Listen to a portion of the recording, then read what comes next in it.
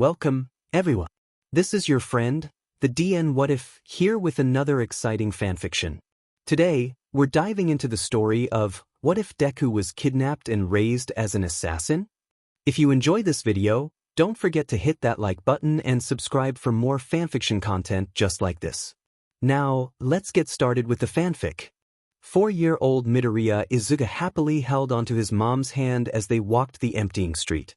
Midoriya Inko smiled down at her son, watching as he laughed like his favorite hero, All Might. In the hand not holding onto her baby was a grocery bag with ingredients to make katsudon, Izuku's favorite dinner. Such a happy sight of mother and son, an amazing example of how close parent and child could be. What a shame, how it's about to be broken.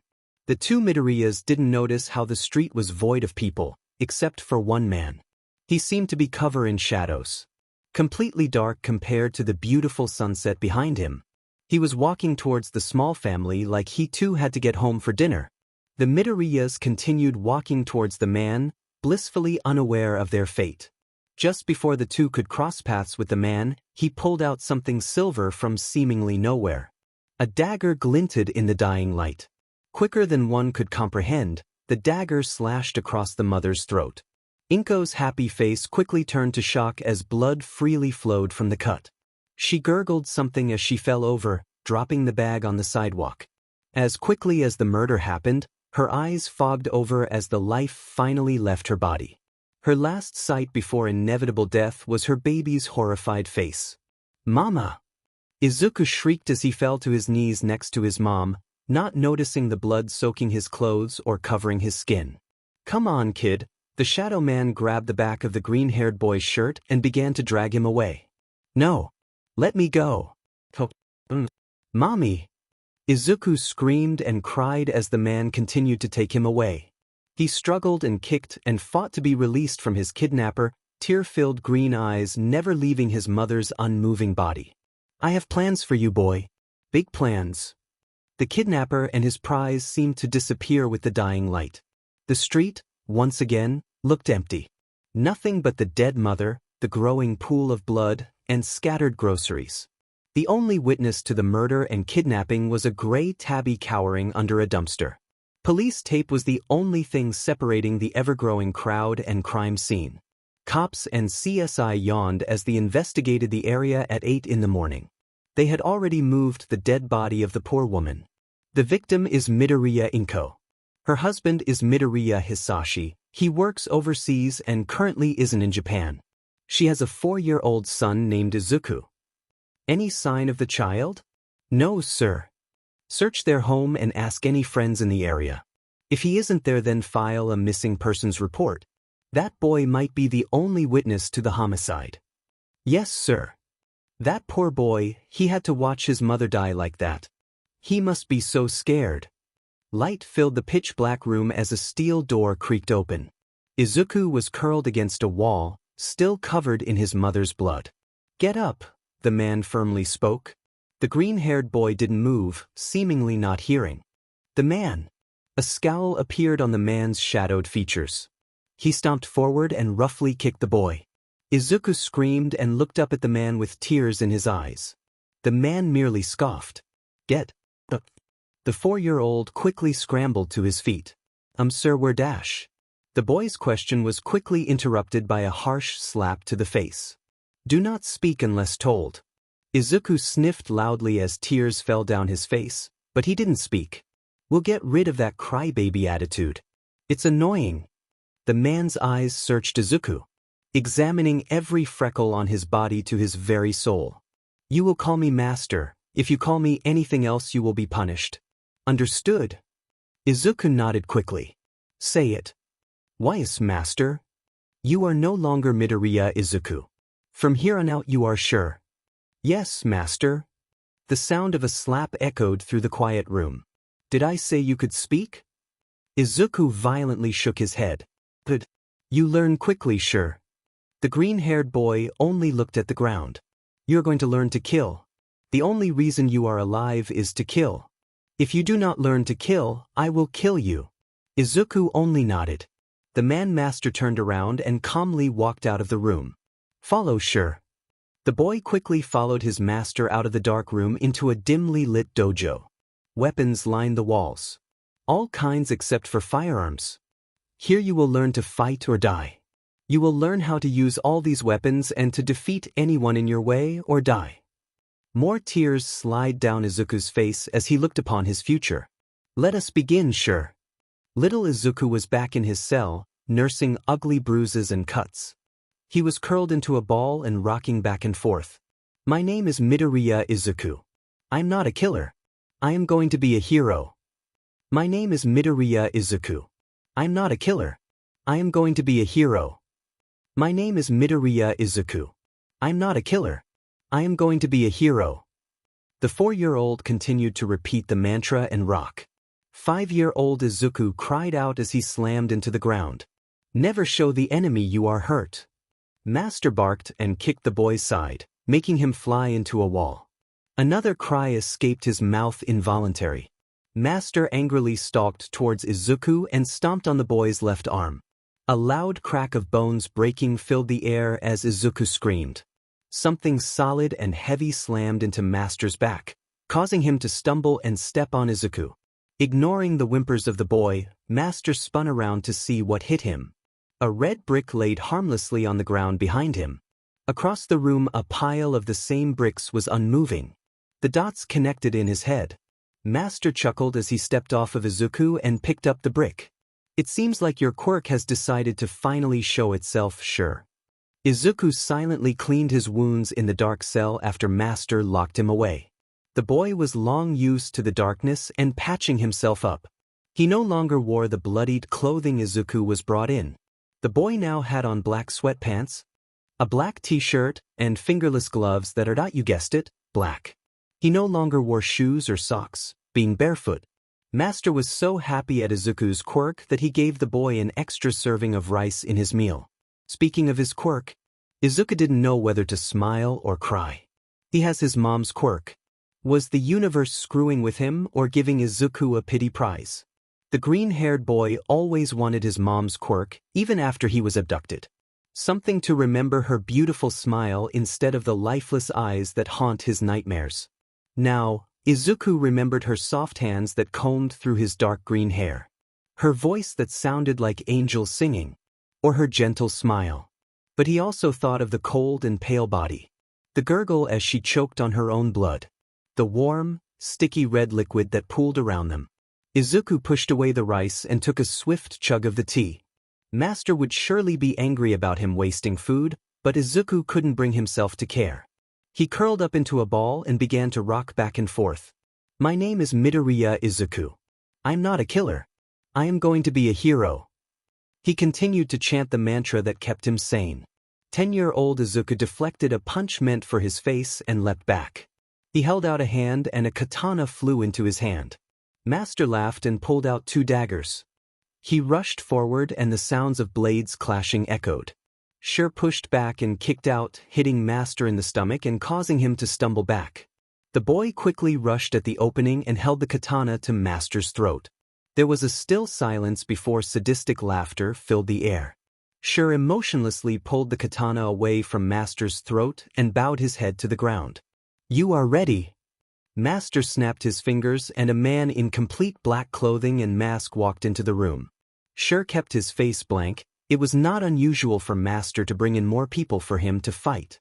Master stepped away and Sure prepared to fight this new man. Sure's green eyes analyzed his new opponent, mind reading him faster than most would read books. His opponent was obviously more on the strong side. Muscles bulged through his clothing. Metal glinted on his clenched fist. Brass knuckles. Internally, Sure smirked. Sure used his smaller stature and superior speed to get in close and make the first move. When Sure was in front of him, the man swung. The green-haired boy quickly ducked and sliced the man's side. Without missing a beat, the man punched him across the room. Pain absorption quirk. Sure quickly got to his feet and rushed again. He sped around the man and landed repeated hits on the man's body. All quirks had limits. Eventually a slash with his katana and a kick to the back of the knees brought the man down with a yell of pain. Blood began to slowly pool on the ground. Sure stood on the man's back and looked to Master.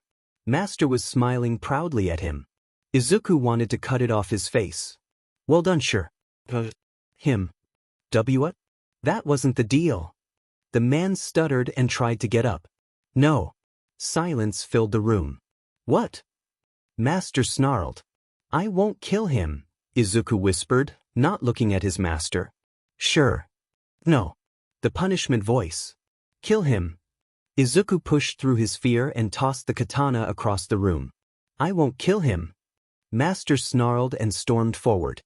He slapped Izuku off the man and onto the ground. The taste of iron began to fill his mouth. Izuku used his arms to sit up just as Master picked up the katana and cut through the man's neck. The green-haired boy covered his mouth as he began to sob. I thought I beat the crybaby out of you, Master snarled and stalked towards the boy. He grabbed Izuku's t-shirt and dragged him into another room.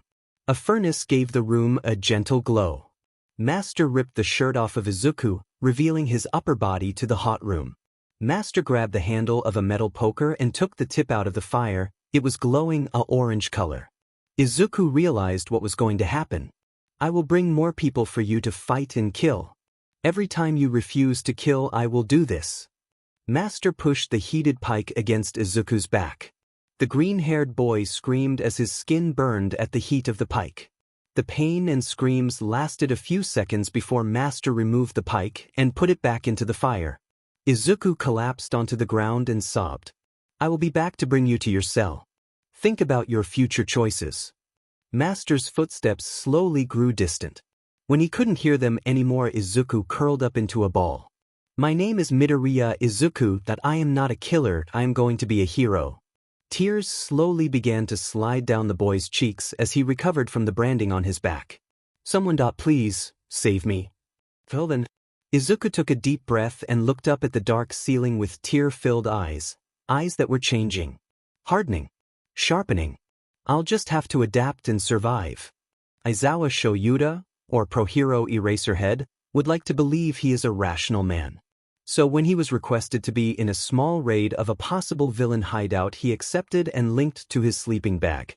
Aizawa said he expected all the details of the raid on his desk in HS classroom and proceeded to fall asleep. Ready, Shoyuda? Present Mike, or Yamada Hizashi, yelled as they walked to meet up with the other heroes that will be with them in the raid. They expected 2, possibly 3, villains to be in the small house.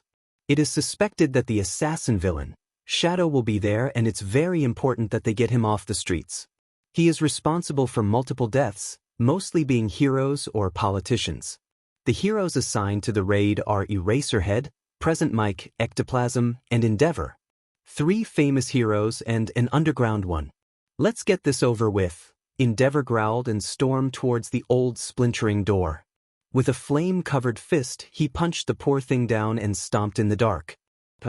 I guess it's going to be like that then, Aizawa muttered before the 3 raced into the house. He quickly put his yellow goggles over his eyes. Endeavor crashed through the wall next to them.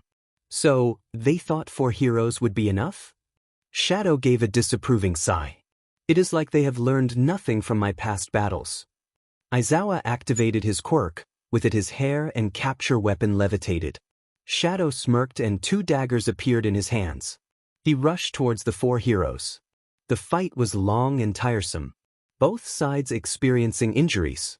Eventually, the heroes cornered Shadow near a steel door. The assassin villain held his right arm where Endeavor burned him, but even though he was practically defeated, Shadow didn't act like it. In fact, he had a sadistic grin on his face. His eyes looked absolutely insane. I believe it is time to reveal my favorite toy. Shadow spun around and threw the steel door open. What stepped out angered Aizawa and 2 of the other heroes. A boy, couldn't have been older than 14, came out of the dark cell. He had dirty green hair and extremely pale skin from being in the dark for too long. His face and green eyes were completely void of emotion. The boy wore a black t-shirt and sweatpants, fingerless gloves covered his palms. Sure, Shadow smirked. The boy pet his head in response. Attack! A wicked katana flew into the boy's hand and he rushed forward at quick speeds. Endeavor threw a flame-covered punch that sure ducked under. He hit the hero in the stomach with the handle of his katana and kicked him to the ground. Yai-ah-ri-ah-ha. Present Mike yelled at Sure. The word flew through the air. Aizawa and Ectoplasm left those two to deal with the boy. While Shadow was distracted with Sure, Aizawa used his capture gear to trap him, and one of Ectoplasm's clones tied the villain up with capture tape. With the main villain down, the heroes and clones to their comrades. Just in time to see Sure standing over Present Mike with the katana inches from the man's now exposed throat. Shadow laughed loudly. Kill him, Sure. Aizawa prepared to use his capture gear to save his friend and detain the kid. But it seems like he didn't need to. Sure tossed the katana away from himself and stepped away from the downed hero. He stopped when his back hit the nearest corn and watched everyone with sharp eyes. Present Mike sat up and looked at the boy in shock, gently rubbing his throat with his hand. Sirens filled the silent air. Aizawa kept a close eye on the boy as he watched Shadow get escorted away. When I get out, the villain's dark eyes stared at Sure angrily. You will be punished. The pro-hero saw fear flick across the boy's green eyes before it was quickly covered up. A paramedic walked cautiously towards the boy to check him over, but Sure took a step back. They just want to make sure you're okay, Aizawa said in a bored tone. The boy turned to him, eyes searching for a lie. Or deception. The pro-hero didn't know what the boy saw, but he relaxed and allowed the paramedic to lead him away. The two never broke eye contact until the boy was taken away to the hospital. For some reason, that green-haired boy didn't leave Aizawa's mind that night. Little assassin boy won't leave Aizawa's mind for some reason. He didn't know why, but it was annoying him so much right now. He has been in countless raids where kidnapped kids were saved. They never plagued him like this Diamond boy. This Sure kid was dangerous and skilled. He beat down Endeavor and could have easily killed Hizashi. But he didn't. Maybe that is why he was interested in the kid. It definitely didn't help that Sure was around the same age as his first years. Riryo. Aizawa snapped out of his thoughts, and his eyes turned to the very rude and demanding creature that interrupted his thoughts. A gray tabby stared unflinching from the pillow she stole on the other side of the man's bed. Her green eyes were a bit smug, despite her soft exterior. The black collar around her neck with a silver bell. Supposedly inside cats were sweethearts. This one must be a factory flaw. Yeah, I'll feed you, Aizawa grumbled. Demanding a-hole. The tabby, so lovingly called Bush, only responded by liking her paw. Like an a-hole. The pro-hero reluctantly slid out of bed, wanting to sleep in since it was the weekend and no classes, and walked into his living room then kitchen. Aizawa Shoyuta, the pro-hero Eraserhead, lived in a nice and comfortable apartment. 2-bedroom and 1-bathroom with the usual kitchen attached to the living room. There wasn't much there since he was often busy with both his jobs. The living room had a gray couch that looked extremely comfortable, a preferred napping spot, a TV, and a bookshelf with a few of said books. The very tired man shuffled around his kitchen. First, he fed and watered Bush before making his own breakfast. Despite what his students and half of UA's staff thought, Aizawa doesn't only eat his jelly pouches. A man can't solely survive off of them, idiots. While eating breakfast, simple eggs, he thought about his plan for the day. Since Aizawa didn't have paperwork or lessons to plan, he had the day to do whatever. His patrol shifts were always nightly, like tonight, so it would be rational for him to sleep all day and be well rested for work. That sounded very appealing. Green eyes stared at him, looking for something. There's that DMN kid again. Should he go check up on the kid? It was only a day since Sure was rescued, and from what Hizashi has informed him, the kid was still in the hospital. They were checking over his mental state and all that good stuff from however long he was held captive. Also running Sure's face through records to find out his real name. Aizawa genuinely contemned visiting the kid of his own free will when his ringtone blasted obnoxiously. With a loud groan, the man abandoned what was left of his breakfast and walked back to his bedroom. The noise stopped and Aizawa paused in the doorway. Maybe the caller won't. The ringtone started again. Must be Hizashi. With a sigh, the tired man reached the device and answered. Hello. Yep, definitely Hizashi. What do you want? Aizawa asked in his usual tone, bored and slightly dead inside. I wanted to know if you wanted to visit the kid with me. I'm gonna go today and I remembered he seemed to like you. The man prepared to deny the request, but paused. This was a perfect excuse that he didn't go of his own free will. Someone has to make sure he doesn't almost kill you again. Oh, I knew you cared, Shoyuta. Hizashi cooed from the other side of the phone. I'll pick you up in half an hour. Whatever. The man hung up and placed his phone back on the nightstand. Crap, he actually had to get ready. The car ride to the hospital was mostly of Hizashi wondering out loud if he should bring the kid a gift. As a thank you for not killing me thing. Aizawa suggested not getting him anything. They didn't want to overwhelm the kid and set him off. Hizashi considered this for a solid 5 seconds and decided to buy a stuffed animal. They're soft and cuddly, Shoyuta. They stopped by a store where the blonde pro hero bought a black cat plush. The whole time Aizawa gave his friend the most really look he could muster. What? I just thought he would like it. I know what you're doing. I have absolutely no idea what you're talking about, Shoyuta. I'm buying a kid a stuffed animal, what do you want from me? The man attempting not to laugh didn't make him very convincing. They got to the hospital and were directed to the boy's room. It wasn't uncommon for heroes to visit the people they've saved to make sure they were okay. Hizashi brightly greeted the doctor that walked out of their designated room. Hey doc, how's the little listener? Are you the heroes that saved him? The man asked, glasses glinting in the lights. 2 of them, Aizawa grumbled. The doctor nodded. I can't tell you how he is, he won't let us check him over besides patching a few cuts. We managed to get a blood sample and ran his face through the records. His name is Midoriya Izuku. He was kidnapped 10 years ago and his mother murdered. The police could never find the person that was responsible. It looks like that case is solved. Can he see visitors? Hizashi asked, a hopeful look on his face. As long as no one sets him off, 2 at a time should be fine. The doctor smiled and walked past the pro-heroes. The 2 silently walked into the room. Izuku stared at them with unwavering green eyes. He was sitting on the bed, tense and ready to move. Hey, listener, Hizashi grinned. How are you feeling? The boy kept a blank face as he examined the men, looking for any sign of a threat. His eyes showed that he recognized them. Izuku's lack of response didn't faze the blonde and he held the cat stuffed animal towards the boy. Eraserhead and I got you a gift. Green eyes flicked between the plush cat, Hizashi, and Aizawa. Eventually, he held out a hand and it gently floated towards him. The green-haired boy held the plushie in his hands and he examined it. Suddenly, a thoughtful look crossed his face and he changed between looking at the cat and Aizawa. Then Izuku gave a nod and grabbed the paper and pen near him. It looks like you. The handwriting was very sloppy for a kid his age, but readable. Hizashi laughed at Aizawa's done look.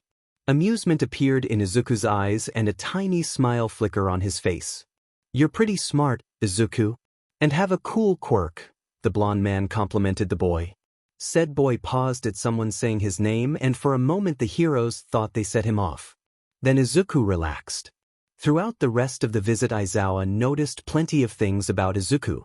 The first one was obvious, he didn't talk. The pro didn't know why, but he was interested in finding out. Izuku didn't let go of the cat plush since Hizashi gave it to him. The blonde hero wouldn't stop talking about how cute it was after they left. The last one was that the boy kept watching him. Aizawa didn't know if Izuku saw him as a threat or was just curious.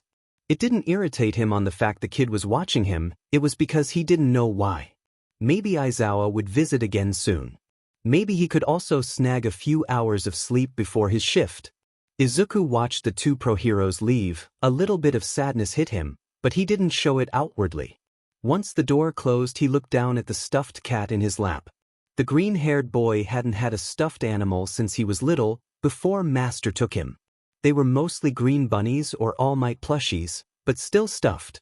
Izuku was glad Present Mike had no hard feelings about almost killing him. He was nice and a little bit loud, it made his sensitive ears hurt a bit. But it wasn't too bad because he made the boy smile internally. It was harder to read the scruffy man, Eraserhead. He mostly leaned against the wall and stayed quiet, only speaking up when Present Mike encouraged him. The green-haired boy swore the man fell asleep at some point. Izuku held up the black cat plush so they were face to whiskers. I'll call you Eraser. Will they come back? Izuku hoped they would. He leaned against his pillow and hugged Eraser to his chest. She was soft and cuddly.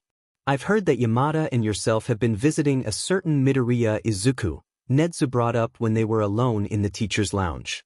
The fact that a child being found after 10 years of being missing spread across the news like wildfire. Many reporters have tried to interview Izuku but were quickly denied.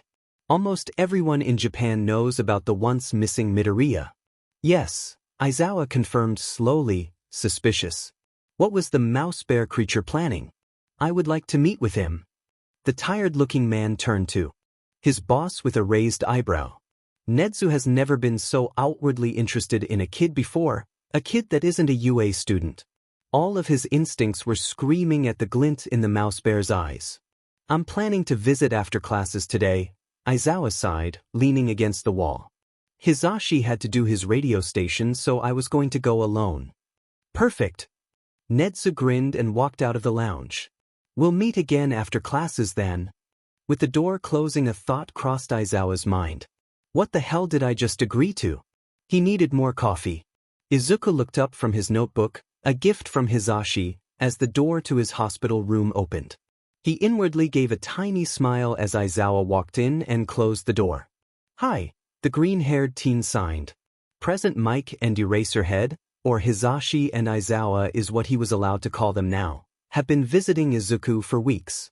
In that time Hizashi has been teaching him sign language since the teen has yet to speak. It was easier than writing the few things he wanted to say. Hello, Midoriya, the tired-looking man gave a nod. I have someone who wants to meet you. Izuku tilted his head curiously, then a white mouse bear thing popped out of Aizawa's scarf. Startled, Izuku used his quirk to pull a nearby scalpel into his hand and pointed it towards the creature, face blank. Apologies for scaring you, Midoriya. He didn't sound sorry as the creature slid to the floor by Aizawa's scarf end. I am Nezu, principal of you. Izuku didn't move his weapon, green eyes analyzing Nezu intently. The principal mentally noted that the boy must be thinking up ways to defeat Nezu if he were to attack. It's fine, Midoriya. Nezu just wants to talk to you, Aizawa assured the teen, or tried to. Izuku narrowed his eyes before slowly lowering the scalpel, but didn't let go of his weapon. Never underestimate your opponent or let your guard down. Master's voice echoed in his head, reminding him, haunting him. Let's begin. Nezu walked over to a nearby stool and sat on it. I have a few questions that I hope you'll answer. The green-haired teen stared at Nezu for a while, then Aizawa. He gave a simple nod. Wonderful, the mouse bear cleared his throat. Now, did Shadow give you an education besides assassin work? You must know all that you can about everything, sure. The only lessons Izuku truly liked was quirk or hero studies, even though he mostly learned how to counter and defeat them. The boy gave a nod. Did he ever take you outside where you were found? He shook his head. The questioning went on for a long while, always a nod or a head shake. If Nezu asked for Izuku to elaborate, it was always responded in sign language. Aizawa eventually moved to a chair near Izuku's bed and seemed to fall asleep. Every once in a while he would open an eye to the boy's response, then close it when the next question was asked. Nezu crossed his legs. Now, you are most likely wondering why I'm here. Izuku didn't respond, his face blank. Inwardly, he was very curious where the intelligent creature was going with this. I want you to come to UA every day during the weekdays so we can mentally, socially, and train you for the entrance exam next year. The mouse bear spoke in his weirdly happy tone. I believe that going to UA will help integrate you back into society. Aizawa opened his eyes and looked at Izuku closely. The boy didn't seem to react to Nezu's offer. Except his green eyes showed shock and excitement. Slowly, like he thinks the offer would be taken away if he showed any weakness, Izuku nodded. We have one issue, sadly. The mouse bear shook his head. You do not have a guardian to take care of you. Your family won't take you in, and considering the circumstances, the government can't put you in foster care on the account that you are too dangerous. He can stay with me. Two pairs of eyes turned to Aizawa, both masking their surprise. The man himself was hiding his own shock at the words. Midoriya could just come to work with me every day and Hizashi can watch him when I patrol, Aizawa shrugged nonchalantly. I can afford another person. If you believe you can, Nedzu nodded. He slid off the stool and opened the door. I'll leave you two to talk. When the mouse bear left, it was silent. Izuku turned to Aizawa and signed. Are you sure you want to take me in? It's going to be hard, but I'm sure we can work through it. For the first time since his mom died 10 years ago, Izuku gave a tiny smile. Thank you. That night Aizawa sat on his comfy couch and filled out paperwork. Bush was purring loudly on the back near the tired man's head. Paperwork to adopt Midoriya Izuku. Since he was one of the people that found him, a pro-hero, and they didn't have any other options of safe places to put Izuku. It was easy for Aizawa to get his hands on the paperwork to adopt the kid. He took a long sip of coffee. It was black, like Aizawa's soul. That's a lie. He puts a bit of sugar in it, but that's besides the point.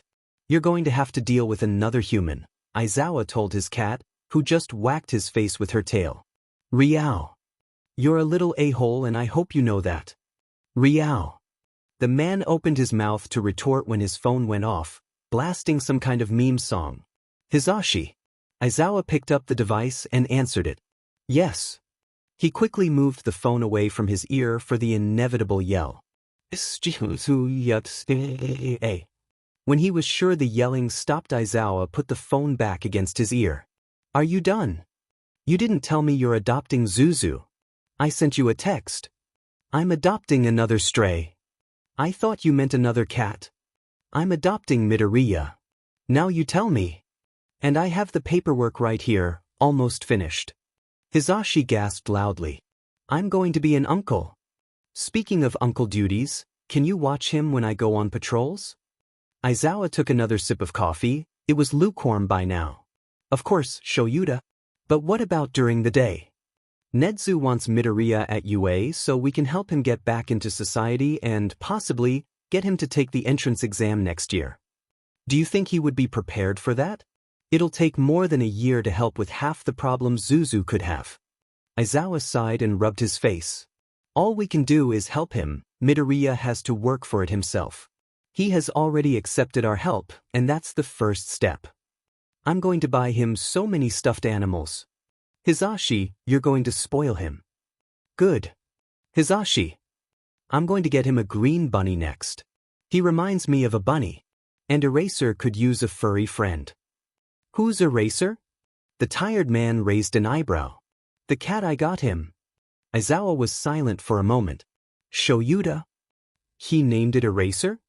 Hizashi smiled gently on the other side. Yeah, he sleeps with her on his pillow every night. Aizawa was silent as he put his signature on the last line. I think we'll be okay.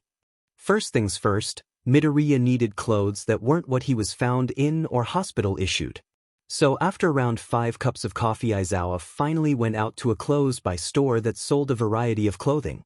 It wasn't very busy since it was the weekend and mid-morning. A few shirts, pants, socks, and underwear, everything a 14-year-old could use until Midoriya could pick out his own wardrobe.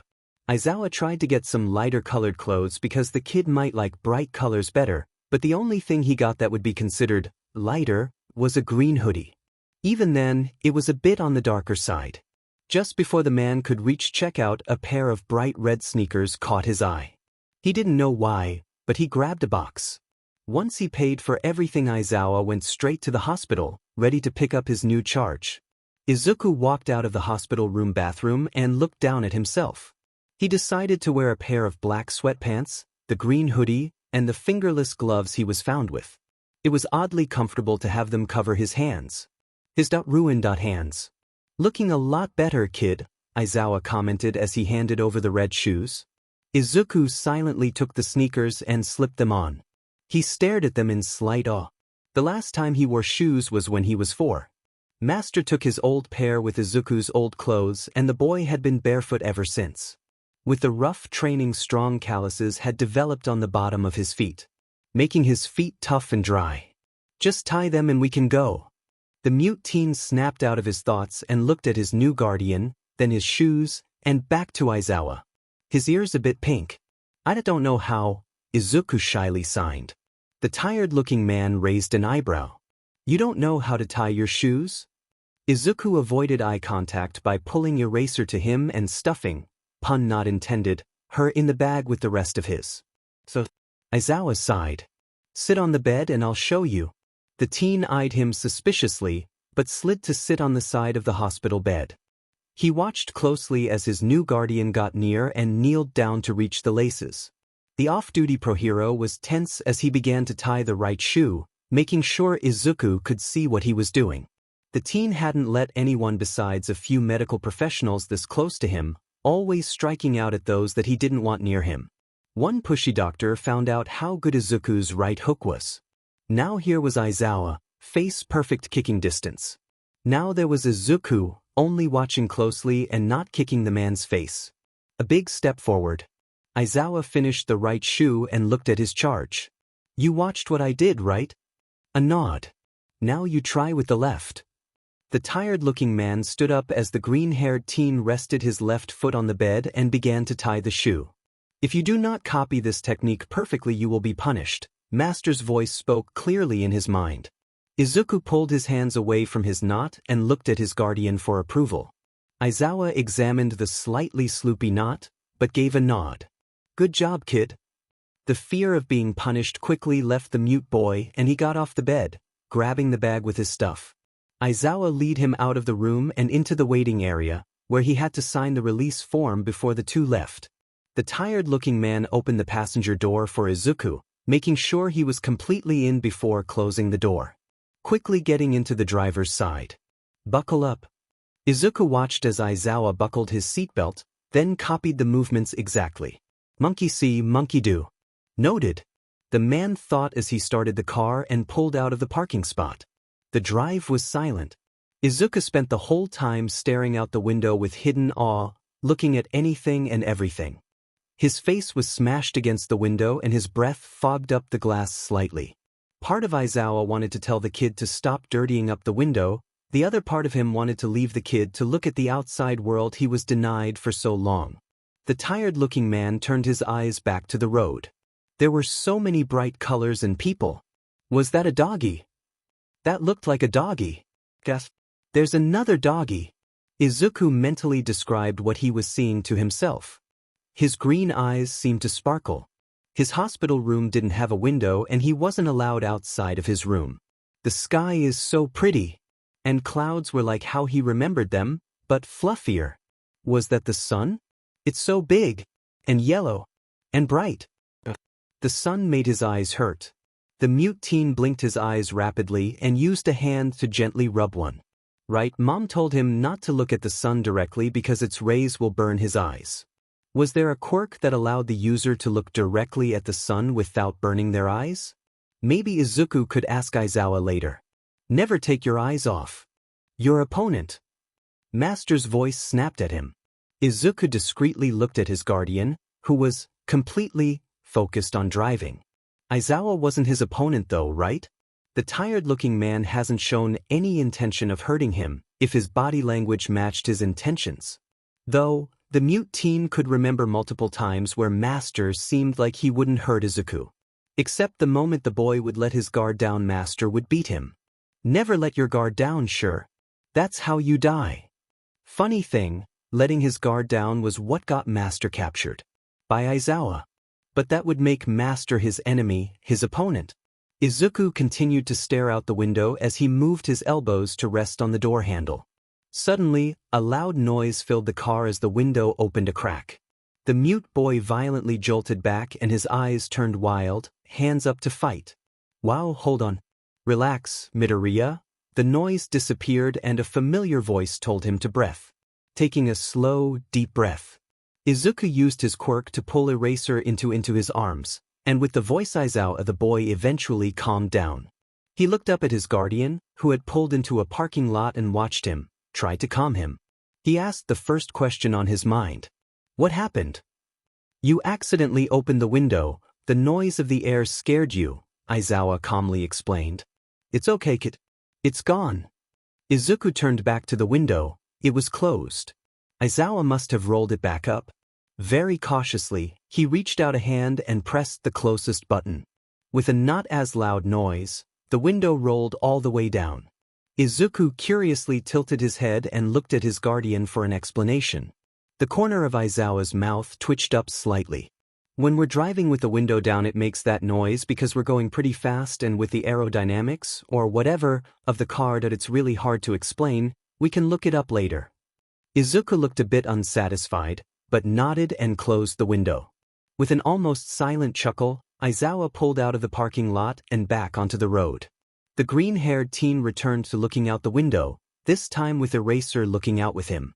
Aizawa did not take pictures. Shut up. The rest of the drive was peaceful.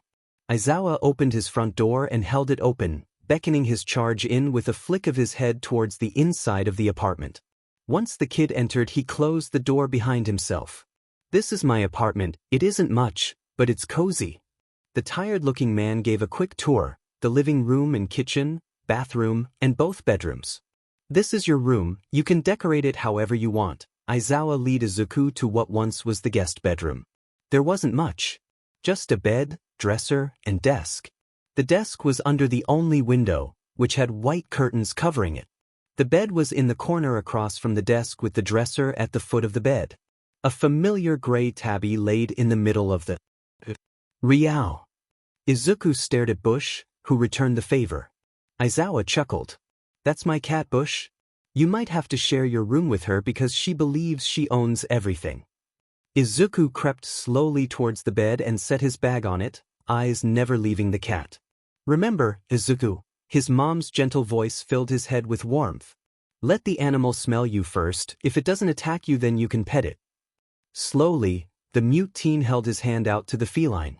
Aizawa watched intently, prepared to separate the two if needed. Bush leaned forward to sniff the gloved hand. Riao. Taking it as an invite, Izuku gently scratched under Bush's chin. A pleased purr filled the air. I think I'm going to like it here. A relaxed smile appeared on Izuku's face. I think I'm going to like it a lot. That night, after Izuku fell asleep, Aizawa laid on his living room couch in his bright yellow sleeping bag. Papers that he had just finished grading were scattered all over the coffee table. On top of one page with multiple red marks on it, the teacher's phone was being used as a paperweight. It rang loudly. Aizawa quickly scrambled an arm free from his comfy cocoon and answered the phone, hoping the ringtone didn't wake up his sleeping charge. You better not have woken up Midoriya. Sheet. Is he? I don't think so, but the kid is smart enough to fake sleep if he is. How did he like his room? What about Bush's reaction to him? I think he liked it, but it's hard to get a read on him. Bush didn't hiss and scratch him, so they like each other. Don't worry, Shoyuta. I'm sure little Zuzu will start smiling in no time. He just needs plenty of love and attention. Hopefully I can give him enough, Aizawa mumbled. I have no doubt that you will love Izuku like he is your own son, Shoyuta. You are what he needs, a parent. I know I just about entered to enter my 30s and I'm a teacher, but am I ready for this parenting thing? The scruffy man laid back down in the couch. Oh hush, you practically parent your yet-to-be expelled students now. You'll be great. A deep breath. If you think so. Unbeknownst to Aizawa, Izuku listened in from the shadows of the dark hall. A peaceful look on his normally blank face. With a thoughtful smile on his face, Izuku silently slipped back into his room. Sure flew across the room and violently hit a wall, falling onto the floor. He didn't make a single noise at the pain he was undoubtedly in. The wooden eskrima sticks fell out of his hands and rolled a short distance away. He tried to push himself up. It was a slow process. The woman he was fighting was quickly upon him, swinging down with her boa staff. With a surge of adrenaline, Sure rolled under his opponent. In a smooth move he grabbed his eskrima sticks and leapt into a fighting stance. He used his weapons to block another swing at him. Trapping the boa staff with his arm, Sure ripped it away from his opponent's skilled hands and threw it across the room, nearly hitting Master. In a few short seconds he had the woman face first on the ground. Well done, Sure. Now kill her. But Izuku didn't want to kill her. He didn't want to kill anyone. Sure, the punishment voice. Kill her. Just kill me, kid, the woman snarled. He didn't want to kill anyone. He didn't want to hurt anyone. The memory melted into darkness. Fire. With a small jolt, Izuku snapped awake. He took a deep breath and sat up, eyes scanning the area around him for a threat. He was in his room. In Aizawa's apartment. Not his cell. Riao. Green met green. Bush leapt onto the bed and sat on Izuku's legs, staring at him before losing interest for liking her paws. The green-haired teen turned away from the tabby and began searching his bed for something. Izuku picked up eraser and pulled her to his chest. He took another deep breath. A little bit of light shone through his curtains, showing it was early in the morning. A loud grumble filled the air and Izuku looked down at his stomach with a blush. He gently nudged Bush off his legs and slid out of bed, eraser still in his arms. Using the stealth that was engraved into him, Izuku crept out of his room and into the living room. On the floor between the couch and the TV was a large yellow caterpillar thing. Izuku, being curious, silently walked closer towards the yellow creature. He stretched his neck out to see Aizawa's face, eyes closed in sleep. Oh, so it was a sleeping bag. The mute teen tilted his head and took a step forward. The floor creaked and he flinched. Aizawa's eyes snapped open and he, somehow, sat up, eyes scanning the house. His eyes landed on a blank-faced Izuku. Then to the clock on the oven. Then back to Izuku. What are you doing up at 6 a.m. in the morning on a Sunday, kid? At that moment, his stomach made the loud grumble again. The mute teen turned his head to hide the blush. Aizawa chuckled and unzipped his sleeping bag. It fell around him, revealing his sleepwear of a gray shirt and black sweatpants. What do you want for breakfast? Izuku shrugged as he followed his guardian into the kitchen. Eggs then. The mute teen watched, eraser still in his arms. At some point Bush came out and was laying on the counter. Hey, you aren't allowed on the counter. Aizawa shooed the cat away as he put 2 steaming plates of eggs down. Thank you, Izuku signed before he began to eat. Breakfast was quiet except for Bush's occasional meow. Aizawa kind of wished that Hizashi was there, so it wasn't so quiet and awkward. Then he quickly sent the thought away. He didn't particularly enjoy loud noises. There was also the possibility Izuku didn't either. While Aizawa put the dishes in the sink, Izuku turned his attention to Bush, who was sitting at his feet. The mute teen kneeled down and ran his hand over her head fur. Bush purred and nudged his gloved hand for more pets. He happily obliged. Unknowingly, Izuku relaxed while petting the house cat. The shoulders slumped a bit and his usual blank face looked more relaxed. Aizawa watched from the corner of his eye, observing the teen closely. Then an idea hit. The moment the scruffy man moved, Izuku tensed again but didn't stop petting Bush. Aizawa ignored this and went over to the small box of cat toys next to the couch. He grabbed a plastic stick with feathers at the end. Aizawa slowly walked over to his charge, eyes following him the whole way. He kneeled down and offered the cat toy. Here. Ever so slowly, Izuku pulled the toy into his hand with his quirk. He examined it before holding it closer to Bush, who immediately reached a paw out and swatted at the feathers. Izuku jolted back and fell into a sitting position. He blinked in shock, but did hold the toy closer to the cat. This time, Bush used both her paws to try and grab the stick. She would have gotten it if Izuku didn't pull it up higher. For a split second, the green-haired teen's lips twitched up. Aizawa watched from a crouch position, a smile on his face. The scene was so domestic that he almost forgot that this boy was trained to be an assassin and almost killed his best friend. Bush managed to knock the stick out of Izuku's hand and trapped it between her paws. She then laid on it and began to eat at the feathers. Aizawa carefully got the cat toy away from the feline and held it out to his charge, who gingerly reached a hand out and took the toy. So, he was gaining Izuku's trust after all. Come on, kid. We're walking to you, Aizawa said as he sorted through the fridge. Izuku came into the living room wearing his hoodie and a pair of black sweatpants. His green hair was a bit damp from a morning shower. Here, the scruffy man held out a jelly pouch and an ID card, both that the teen took with his quirk. The ID is so you can get into UA without the security system going off. The pouch is breakfast. Izuku looked at the pouch, then Aizawa, who finished his own pouch in one slurp. The teen shrugged and slipped the ID card into his hoodie pocket. He opened the jelly pouch and began to eat it. The mute teen threw away the empty pouch on his way to the front door. The school is a few blocks away, so it isn't that far. Aizawa locked the door and put his keys in his utility belt. Let's go. Izuku walked obediently next to his guardian, eyes wondering to look at his surroundings with hidden curiosity. Strangers avoided getting in their path and a few even waved to Aizawa, who would give a nod in return. The two soon reached the walls of UA. Students were talking in groups around the gate. The scruffy man recognized some of his students. Aizawa didn't want to deal with questions, especially from students that know Izuku through the news. Ignore the students, he told his charge, the response being a nod. Eyes immediately fell on the two. Izuku pulled up his hood as they walked through the gate since the staring were starting to make him uncomfortable. Drop you off at Nedzu's office, then head to my class. He'll show you the teacher's lounge at lunch, and afterwards we'll go to the gym.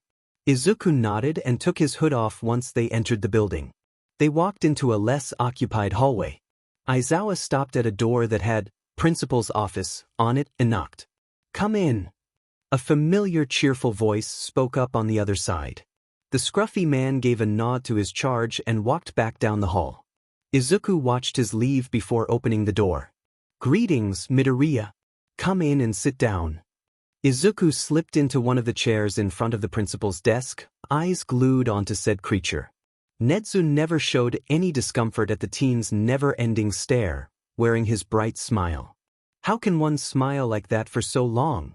This has piqued Izuku's ravenous curiosity. The only person he has seen smile nearly as long and brightly is Hisashi, but the smile still fell sometimes. Is it part of the mouse bear's quirk or? I want to see how much Shadow has taught you intellectually wise. Nedzu opened a drawer and pulled out a packet of paper. He slid it across the desk and placed a pen on top. This test is so I know what you need to learn before next year's entrance exam. You don't need to rush, this isn't timed. Master has always had him under a clock. Learn this in as much time perfectly or be punished. How is it fair to test one's intellectual capabilities with questions on a piece of paper? Wouldn't it be better to have them perform the test through some kind of puzzle? Possibly not, because it would take too much time and effort. Mentally shrugging, Izuku cautiously slid his chair closer to the desk. One eye on Nedzu and the other scans the room, looking for another person. When he found no one else, he used his quirk to pull the pen into his hand and open the test. Here, sure. Master held out a pencil to the 5-year-old boy. Izuku reached out a hand just before his fingers brushed the writing utensil. Master suddenly slapped the boy's hand. The green-haired boy snapped his hand into his chest and looked at Master with watery eyes. Don't look at me like that, Master snapped, slapping the boy. Try again with your quirk. Silently, Izuku used his quirk to pull the pencil into his own hand. If you reach out to grab something, you are vulnerable to attack. Always use your quirk. Sure nodded, a blank look on his face. Izuku didn't know what a test like this was supposed to feel like, but it was a new experience. He was more confident about some questions than others, not that he showed it. While the teen was taking the test, he would constantly glance around the room or at Nedzu, who was doing something on a tablet. When Izuku finished his test, he set the pen down on the packet. He used quirk to pull it towards the mouse bear. Nedzu raised an eyebrow, but didn't say anything as he picked up the test. Are you sure you don't want to look over your answers? Izuku nodded. Very well. It felt a bit awkward, neither party made a mention of it. Nedzu used his tablet to scan the test and looked at the results. You are quite an intelligent boy, Midoriya. The mouse bear nodded as he looked over the answers. We could work on English and science. I would also like to run through math and history. History is written by the victors, sure. Be the victor. Izuku nodded. His fingers began to twitch and he fiddled with the end of his hoodie. And this is the teacher's lounge. Nedzu happily spoke as they entered said room. For a lounge solely for the teachers, and now Izuku, there wasn't any there. Izuku scanned the room before tilted his head. One side was a small kitchen and rest area, the other side had a line of lounge was nice and clean. It had a relaxing feeling to it with the natural sunlight giving a gentle brightness to the room. Maybe, Izuku will like it here. The door opened behind them and they turned to see Aizawa, looking more tired than before. He gave Nedzu a small stack of paper. I'm expelling 2 more. I thought there has been a lack of expulsions recently. Izuku tilted his head. Expulsion. Expelled. He's heard those words before, a long time ago. He tried to remember what it meant, but his brain refused to tell him. The mute boy noted to ask Aizawa later. Said man turned to his charge. Hizashi said he packed us lunch. Izuku curiously followed his guardian to the teacher's fridge. He watched as the man dug around before coming back with a grocery bag, their names written nicely on it. He has to remember to thank Hizashi next time he saw him. Master may have trained a deadly assassin with trust issues, but he trained a well-mannered deadly assassin with trust issues. Aizawa pulled out a green container and handed it to his charge, who took it with a thankful nod. He took out the black container for himself, internally sighing at Hizashi's choice of color coding. Izuku was already eating his food, looking like it reminded him of something. Oh, Katsudan. 5 faces flashed in front of him. Red blood dripping onto the floor. Green eyes snapped open to fuzzy black. Izuku silently groaned and sat up, causing Bush to shift off his face. His eyes scanned around the room. Something felt different. The air had changed. It was happier, cheerful even. It was weird. The nagging curiosity bugged him as Izuku took a shower and got dressed. Picking up Bush, Izuku walked out of his room and into the main room. Shoyuta was in the kitchen, making breakfast in pajama pants with cartoon cats and a white t-shirt. He must have woken up a few minutes ago. The loud snores on the couch signaled that Hizashi decided to spend the night. He set the cat on the back of the couch, giving her a under the chin before heading towards the kitchen. Morning, problem child. Izuku nodded in return. He glanced at the still asleep Hizashi before turning back to his guardian. It feels happy and cheerful. Is it some kind of quirk or something? There was confusion in Shuta's face before he realized what his charge was talking about. Oh, it's December. So it's the most wonderful time of the year and all that stuff. At Izuku's confused look, he elaborated. It's Christmas, Midoriya Izuku. The green-haired teen's look did not change. What's Christmas? There was a loud gasp as Hizashi bolted up. He ran a hand through his hair, which was down. I had a nightmare that Zuzu didn't know what Christmas was. Shoyuta sighed while Izuku looked shocked and confused. Hizashi, that was a minute ago. No. Izuku tilted his head. What's so important about Christmas? He doesn't remember the holiday before his kidnapping, and no holidays were celebrated during the 10 years of captivity. Wait, how did Hizashi? Don't worry, Zuzu. Hizashi hugged the teen. I will make this the best Christmas ever. I don't want a lot for Christmas. There is just one thing I need. And I don't care about the presents. Underneath the Christmas tree. The 2 off-duty pro-heroes and teen were walking through an outside pine tree market. Hizashi was jumping from tree to tree, examining them closely. Shoyuta and Izuku trailed behind him, just letting the blonde have his fun. Izuku snuggled more into his jackets and his eyes wandered onto the trees. They all looked perfectly fine to him.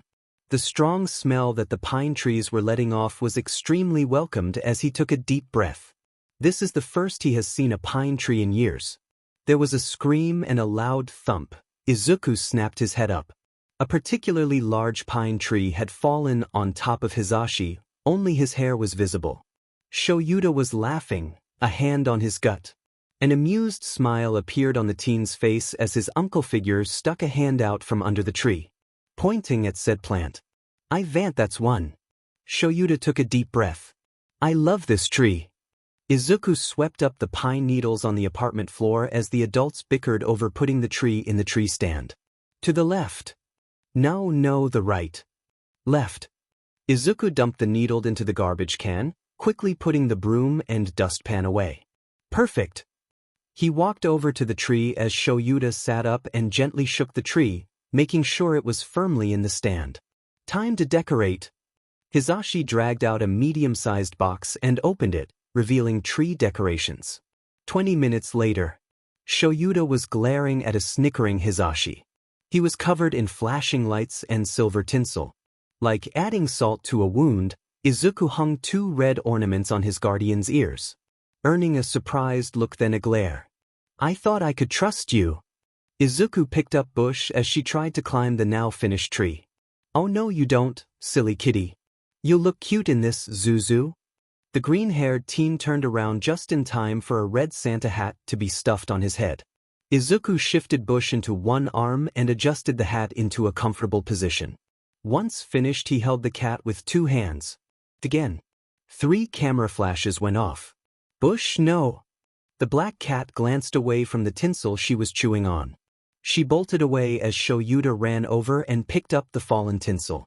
And everyone is singing. I hear those sleigh bells ringing. Santa, won't you bring me the one I really need?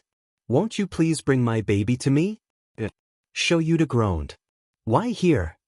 Hisashi grinned as he dragged his best friend towards the mall. For Zuzu's Christmas presents, of course. The black-haired man huffed and crossed his arms. Hisashi had to drag Shoyuta away from the window of a pet store. Passerbys watched as they listened to the entertaining bickering. Let me see the cats. No. You'll buy all of them. Exactly. There was a streak of yellow as Hisashi zoomed into a music store. Shoyuta looked at the mall security camera like he was on The Office. With a candy cane sticking out of his mouth, the off-duty pro hero, Eraserhead, walked out of a candy store with a large bag. Hisashi wiped away the blood flowing down from his nose, a proud smile on his face. A bruise was already forming around his right eye and those scratches on his cheek looked human. I can't believe you fought an old lady for a stuffed animal. Shoyuta threw his hands up. No regrets. Shoyuta raised an eyebrow as he examined himself in the mirror. Wow, a red scarf does look good on him. Picking up the box wrapped in bright red wrapping paper with little reindeers on them, Hisashi set it in a larger box. One that was slowly filling up with presents. How many more are there? Shoyuta asked, eyeing Bush from where she was intently watching them on the counter. Her eyes said that paper looks mighty delicious. It's only been 5 presents. Hisashi had his head in his hands. He left to go to the bathroom. When he came back, Bush had unrolled a layer of wrapping paper and was now eating it. Get away, you mangy cat. Bush slowly pulled her paw away from the tape before running away. She looked around, making sure none of her humans were around. Her boy was away with one of her human's friends. Her human and loud human were in another part of the concrete jungle. Once Bush was satisfied that no 2 legs were around, she made her way towards the piles of colorful paper. Towards the clear, sticky plastic. Ever so careful, she reached out a paw. Oh, come on. Shoyuta glared at his cat, who was currently covered head to tail in tape. I swear to God dash. On the night of Christmas Eve, the little family were in the living room. Shoyuta had completely taken over the couch. Wrapped in his bright yellow sleeping bag and out like a light. Hisashi was snoring on the floor between the coffee table and the TV, which had a digital fireplace crackling on the screen, completely covered in blankets besides his face. Apparently, the blonde doesn't do well with the cold. Izuku was sitting on the floor, leaning against the front of the couch. He cradled a mug of hot chocolate in his hands, taking a sip every once in a while. He had nuzzled himself into his dark green hoodie, the first one Shoyuta got him, and tried to finish his warm drink. Green eyes wandered over to the Christmas tree, lights shining in the dark living room. Izuku felt happy, excited. His shoulders didn't feel heavy and his many scars didn't burn against his skin. He almost felt like a child again. For the first time in 10 years. A smile appeared as he sipped the rest of his drink, setting the mug on the coffee table in front of him. Izuku deeply appreciated everything Shoyuta and Hisashi have done for him. They could have just rescued him and been done with the little assassin boy. But they didn't. They visited him. Shoyuta adopted him. Hisashi takes care of him when Shoyuta has to be a hero. They're his family. And for that, Izuku felt blessed. Leaning against the couch, Izuku closed his eyes. Before falling asleep, he whispered, "Merry Christmas." Then fell into a true miracle. Asleep with dreams instead of nightmares. Aizawa watched as Izuku skillfully took down training dummies with a catter, moving fluidly and with grace as he knocked down his fake opponents. It has been a week since the silent teen had started to visit UA, and it has been a week of learning. Nezu was pleased to find out how intelligent Izuku is. The boy was very behind on certain school subjects, but he was a quick learner and very interested in the new knowledge that they were teaching him. Aizawa's learning came from finding out just how deadly Izuku was with a weapon in his hand. The green-haired teen knew how to use multiple weapons and how to use them well. He didn't seem to know how to use a gun, and it looked like Shadow just started teaching him non-weapon combat. The week was also filled with growth. Izuku was a lot more trusting with Aizawa. He started taking things the pro hero handed to him without his quirk and showed more emotion than before. He even waved to teachers. When he found out ectoplasm taught at UA, he insisted on finding him and thanking to pro hero on helping his rescue. Izuku still, however, refused to talk. He won't utter a word if asked, instead choosing to sign or write what he wants to say. The boy insisted to Aizawa that he can talk, he just doesn't want to. It made Aizawa wonder if Izuku will speak if he completely trusts the pro hero. A clicking noise brought the teacher back to the real world. His eyes went to Izuku, who was putting away the catter in weapon storage. The teen's green's eyes met his, a tiny smile appeared on the boy's face. It was honestly adorable. Not that Aizawa would admit it. Ready to head home, problem child? Izuku nodded. He stuffed his hands in his hoodie pocket. The dark green one he first got was his favorite, and it was a fight just for the teacher to wash it. Izuku. It's dirty and I have to clean it. Vigorously signing. Don't use that tone of hand with me, problem child. Aizawa chuckled and waited by the gym door for his charge. We need to stop by the store on the way. Almost out of cat food. Izuku perked up and nodded. He loved going to the store. All the people and interesting stuff that it also reminded him of when he would go with his mom. Aizawa opened the door and walked out, holding it open until his charge followed. They walked through campus silently, hands in their own pockets. Sometime Izuku would take out a hand to wave to a familiar teacher. A smile flickered on the pro hero's face. He was glad Izuku felt safe enough to open up. The smile quickly turned back to his emotionless look. The walk to the store was quick and silent, the last part a given. While his guardian was focused on the cat food brands and prices, Izuku looked curiously at the cat toys. Thinking about which one Bush would like the most. The hairs on the back of the teen's neck and the itch of someone's eyes on him put Izuku on edge instantly. He turned to the left and narrowed his eyes. At the entrance of the aisle stood a woman wearing a black trench coat. The moment she realized he noticed her, she quickly turned around and walked away. Izuku stared suspiciously at the spot the woman was. She definitely wasn't just shopping. She was watching him. For what? Izuku. Green eyes turned to Aizawa, who was watching his charge closely. His black eyes flicked to hear Izuku was looking before turning back to the boy. Something wrong? What if she was just some shopper that didn't want to be near a creepy kid? Izuku shrugged. Did you find the cat food? Aizawa narrowed his eyes. Are you sure? The boy hesitated. A lady in a black trench coat was staring at me. The pro hero nodded and brought up his hands. Keep an eye out for her. Tell me if you see her again. Okay. Aizawa grabbed a bag of cat food and led the way out of the aisle. Izuku followed, green eyes scanning around the store. The trench coat lady was in the fruit area, examining the apples on display. She was holding up a rather decent-sized one and turning it over.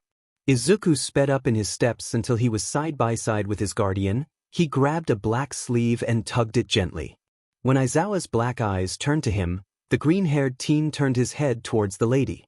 The pro hero narrowed his eyes, but continued towards the checkout. The mute teen tilted his head in confusion, but followed. Master taught sure that if someone is watching you too much, then they are to be eliminated quickly and silently. Do heroes do something else? Izuku kept a close eye on trenchcoat lady as Aizawa paid. She grabbed some smaller fruit and was in the checkout lane 2 sections away. Let's go, kid, the black-haired man huffed as he grabbed the bag of cat food. The teen sent him a confused look, but followed him out of the store. I want you to keep an eye open to see if we are being followed. The mute assassin had a sudden sense of déjà vu, in the way that something like this has happened before. Blood. No. Let me go. Izuku tensed and his eyes snapped to. The empty street. A man running towards them, with a knife in his hand. Acting on instinct, Izuku tackled Aizawa as the knife slashed towards them. It hit the cat food and caused the hard food pellets to fall on the ground. The mute teen leapt to his feet and his green eyes hardened. With a tug of his hand, the knife was ripped out of the surprised man's hand and into his own. When a weapon was in his hand, Izuku felt useful, severe and able to defend himself. Or the people around him. Before either assassin could do anything, familiar scarves wrapped around the man. Izuku. The green-haired boy turned around to Aizawa. The pro-hero held a hand out, eyes completely on the weapon. Please give me the knife. Izuku looked down at the weapon in his gloved hand. Could he trust Aizawa to protect him? Without a weapon, Izuku was practically defenseless. True, he hasn't had a weapon in his hand unsupervised in a long while, but he hasn't displayed that he truly trusted them. He has only known Aizawa for a few weeks, but Aizawa has been better to him than Master Shadow ever did. Could he truly trust Aizawa with his safety? With his experiences? But his voice? A voice in his head was saying no. Izuku can't trust Aizawa, he can't trust anyone. The universe will just take them away. Someone will just come along and take everything away. Like the man just tried. Like what happened to his mom. Another voice was saying yes. Izuku can trust again. Like before he was taken. He can completely trust. Aizawa cares about him in his own way. Aizawa asks Izuku what he would like to eat for dinner. He makes sure Izuku is happy and comfortable. Aizawa was like a parent. Like a dad.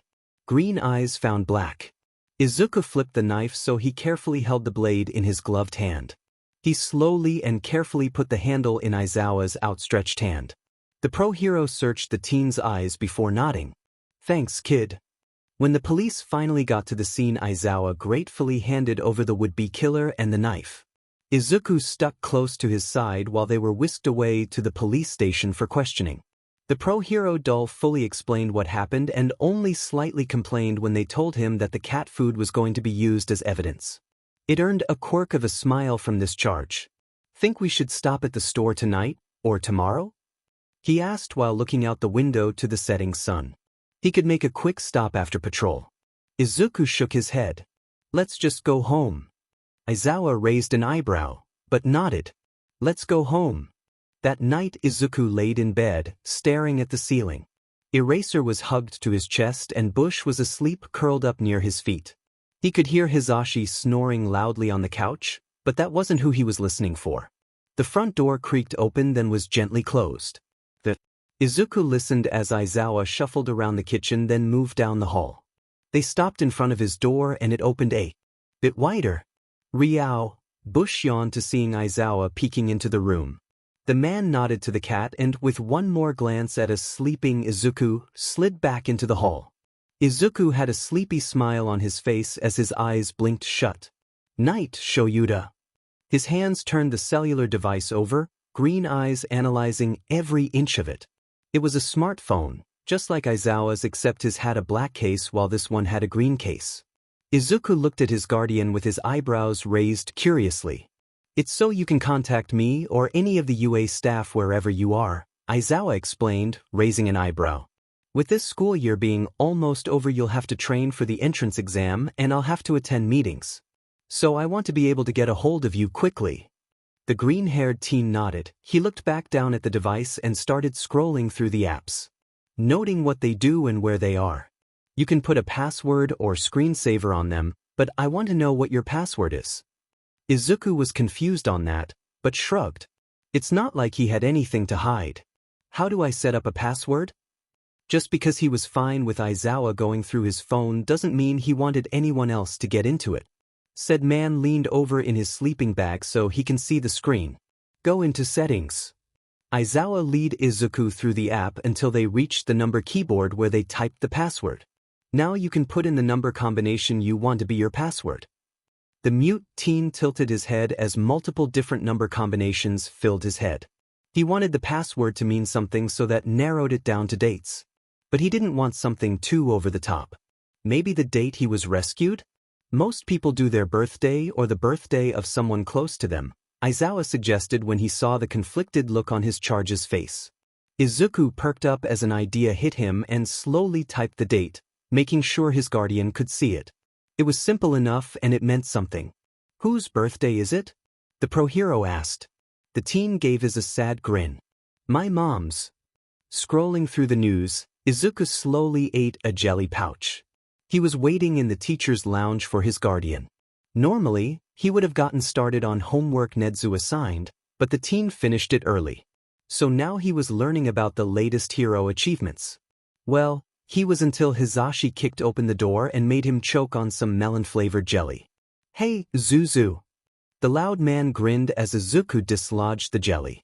Shoyuta told me he finally gave you a phone. The green-haired teen nodded with a smile and held up the device. I want to show you something, Hisashi said in a quieter voice, a mischievous grin on his face. It'll annoy Shoyuta in a very funny way.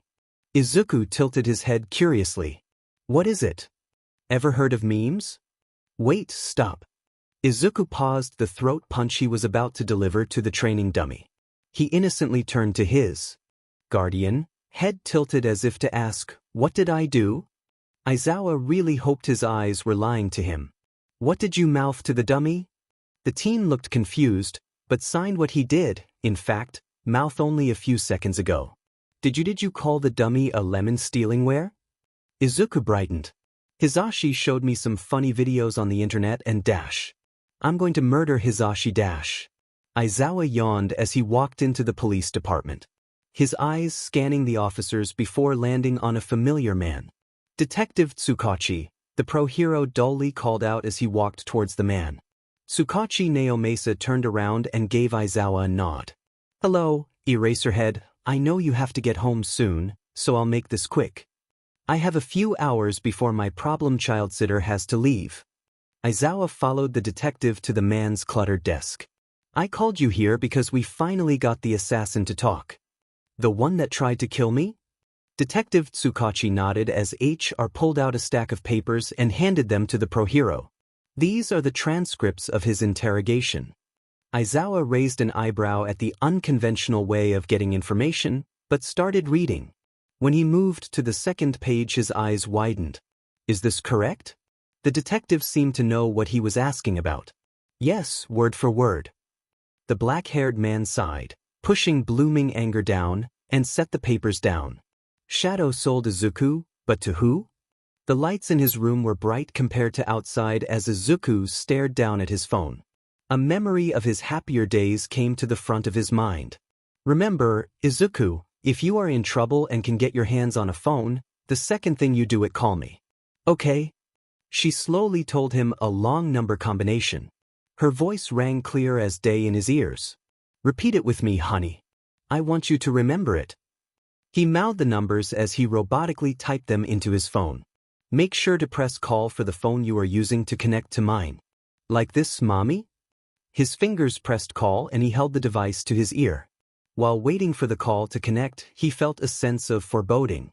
Like his soul wasn't in his body and he couldn't think up of ways this could end. The ringing stopped. Hello. Everything in Izuku's world just froze as the man on the other side asked who was calling. She's gone. Mommy is really gone. Is this a caller for Midoriya Inko? He saw her die. He knows she died. But this just cemented any subconscious doubts and false hope he had held onto for 10 years. The little sparks that burned lowly for so long. I'm sorry that I'm the one that has to tell you this, but, she died a long time ago. My condolences for your loss. He ended the call and dropped his phone into his carpeted bedroom floor. Next, Izuku slid onto his knees next to the fallen device, tears burning in his eyes. It's okay to cry, Izuku. People don't cry because they're weak, they cry because they've been strong for too long. Izuku let out a pained howl as he laid his forehead on the floor and wrapped his arms around his head. I'm sorry, Mommy. I'm sorry. I'm sorry. Mommy, I miss you. His voice cracked from both emotion and lack of use for so long. Tears puddled onto the floor as he sobbed, blundering pained nonsense. The sound of his door creaking open made Izuku shoot up. His tears didn't stop. Aizawa stood there, looking at him emotionlessly. He was wearing a gray shirt and sweatpants. His long hair done up in a bun. Ever so slowly and cautiously, like he was handling a scared animal, Aizawa walked into the room and stopped a few feet away from the broken child, who was watching him like a hawk. He slowly kneeled down until both his knees touched the floor. Silently, the pro-hero opened his arms. "It's okay, kid. I'm here." With a loud sob, Izuku launched himself into his guardian's rare offer, wrapping his own arms around the man's neck and hiding his face in the adult's shoulder. For the first time in a long time, Izuku felt like no one could touch him. He knew the feeling was an illusion, that On-one was truly untouchable. But right now, in his adopted parents' arms, he really believed that On-one, not even Master, could steal him away again. Izuku sobbed even harder as Shoyuta gently rubbed his back with one hand and combed through his green hair with the other. "I won't let him hurt you again, okay? I'm here for you. I'll always be here for you." Hisashi was sitting calmly in the teacher's lounge. He was grading English papers while drinking a cup of water. Suddenly, Aizawa came out of nowhere and delivered a flying kick to the blonde's left side. "You showed him memes?" "My gallbladder." The sound of cheerful video game music filled the teacher's lounge. Izuku bopped his head to the music as he played a game on his phone, waiting for Shoyuta to pick him up for training. It's a game where you have to get 3 gems of the same color in a line, then they blow up and more fall down. It was so simple, yet it grabbed his attention. He didn't look up when he heard the door open, thinking it was one of the many teachers he has gotten used to. It was, in fact, not. "Forgive me, young man, but is this the teacher's lounge?" Izuku jumped at the booming voice, a silent yelp on his lips. He used his quirk to pull a nearby fork he had used for lunch into his hand and pointed it at the unfamiliar person. "I'm sorry, it was not my intention to startle you." The mute's mind shortcut at the person standing in the doorway. It was All Might. As in, the #1 hero. "Oh my god, it's All Might." Inwardly, Izuku's inner fanboy from childhood was flipping his sheet and screaming into the void. Outwardly, he took a deep breath and set down the fork weapon. "It's okay," the teen signed. "This is the teacher's lounge." The large man that is the #1 hero didn't react. "I'm afraid I don't understand sign language, my boy." Izuku mentally kicked himself. "Everyone knows sign, dumbass." He leaned over and opened his backpack, something Nedzu encouraged he start bringing to UA, and pulled out a notebook and a pen. "Sorry, yes, this is the teacher's lounge." "Wonderful!" All Might bellowed. He moved out of the doorway and into the room. "I was told that I would meet Nedzu here. He is filling out paperwork, he should be here soon." The #1 hero nodded. "I've seemed to have forgotten my manners. What is your name, young man?" "Midoriya Izuku." "It's a pleasure to meet you, young Midoriya." "Izuku." The two turned to the doorway to see Shoyuta, who was leaning coolly against the wall. The green-haired teen grinned and put his notebook away. "We have to cut training short today, so let's get going," Shoyuta grunted, not acknowledging All Might's presence in the room. Izuku nodded as he shouldered his backpack. He waved to All Might as he stepped into the hall. Shoyuta follows soon after. The guardian and charge walked down the empty hall. Izuku signing what Nedzu taught him that morning, and Shoyuta nodded along. Since school was ending in a few months and Izuku is academically caught up with his future peers, Nedzu has taken it upon himself to expand on the boy's ability to analyze. "Endeavor was one of the heroes in my rescue, right?" Shoyuta raised an eyebrow. "Yeah, why?" "Nedzu had me analyze his quirk today, and I remembered when Master had me come up with a plan to beat him in combat." "Really?" The pro-hero subtly urged his charge to speak, or sign, more. This is the first time he has brought up about the subject of his time with Shadow, and Shoyuta wasn't going to let this opportunity get away. Izuku nodded slowly. "It's how I defeated him so quickly. I didn't know anything about Hisashi. Master said that the unknown is more dangerous than anything you know. Take out the unknown, then worry about the known." Shoyuta hummed, then decided to be bold. "He's the reason you stopped speaking." The green-haired teen was silent until they made it to the gym. "Every time I spoke when I wasn't told to, he would hit me. So I learned to just not to. After you rescued me, I just became afraid. Afraid that if I talk he'll find me again." The black-haired man squatted down so he was something close to being eye-to-eye with his charge. Shadow is in Tartarus, he won't be getting out anytime soon. I need you to know this. Izuku slowly nodded. I know. Good. Shoyuta stood up and opened the gym door. Today we're going to focus on the weapons you want to use during the entrance exam and during your time in the hero course. What weapons fit you? All of them. Izuku. The mute playfully sighed. I have an idea of what I want. Remember, you can't have a sword. Welp, there goes that idea. The government was concerned about the idea of a child assassin using a sword of any kind, so they took away his right to even touch one. If he did, he would risk going to jail. Don't worry, no swords. Izuku giggled. I want eskrima sticks with built-in tasers, a boa staff, and throwing knives. Shoyuta raised an eyebrow. He's slightly surprised it wasn't more. I'll have to talk to Nedzu about the knives, but everything else is doable. The green-haired teen grinned. Now, grab the training weapons. Izuku tilted his head at the small box in his hand. He wanted this. He wanted this as much as his guardian wanted sleep. 2 words. Yogurt. Pouches. It was a small box, probably with 4 pouches in it. They were strawberry-flavored and Izuku didn't even remember what a strawberry tasted like. At this moment, though, they were everything. He must have it. Izuku spun around and started speed walking to where he last saw Shoyuta, the box held firmly in his hand. He was forming an entire persuasive essay in his mind on why he must have this product. The off-duty pro was putting a carton of eggs in the cart. He looked up when Izuku came into his line of sight. An eyebrow rose up when he saw the box. What do you have, problem child? Izuku handed the yogurt to his guardian. Please. Shoyuta shrugged and tossed the box into the cart. Sure, if you like it we can buy more later. The mute teen looked up at him with stars in his green eyes. Thank you. Whatever, go grab some cereal. The moment Izuku kicked open the apartment door, he was a flurry of movement. He put everything away with speed he only showed in training or combat. Shoyuta watched in amusement as he calmly set his bags on the counter. When everything was put away, the teen opened the box and pulled out a pouch. Looking at it like a man at 3 and would look at water, Izuku opened it and began to eat. Like it? Shoyuta asked, a quirk of a grin on his face as he leaned against the counter. Izuku nodded, a look of pure bliss as he ate the yogurt. This is the greatest thing in the world. The destruction of a human-sized training robot filled the summer day as Izuku expertly swung a metallic silver boa staff around with a gleeful smile on his face. Once the robot was destroyed, he stopped to admire the new weapon. He found it balanced, and when he pushed a button near the middle it collapsed until it was only the handle. Izuku set down the silver weapon and picked up eskrima sticks made from black metal. He leapt back into the fight when another robot activated. It was quickly beaten with a strong electric shock and a few powerful hits. The green-haired teen set the weapon next to his boa and raised an eyebrow.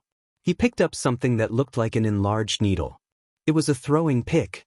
Shoyuta explained it before he had to leave for a meeting. Nedzu thought that throwing picks would be more useful than throwing knives for what he was using them for. Izuku called bullshit, but he would give them a try.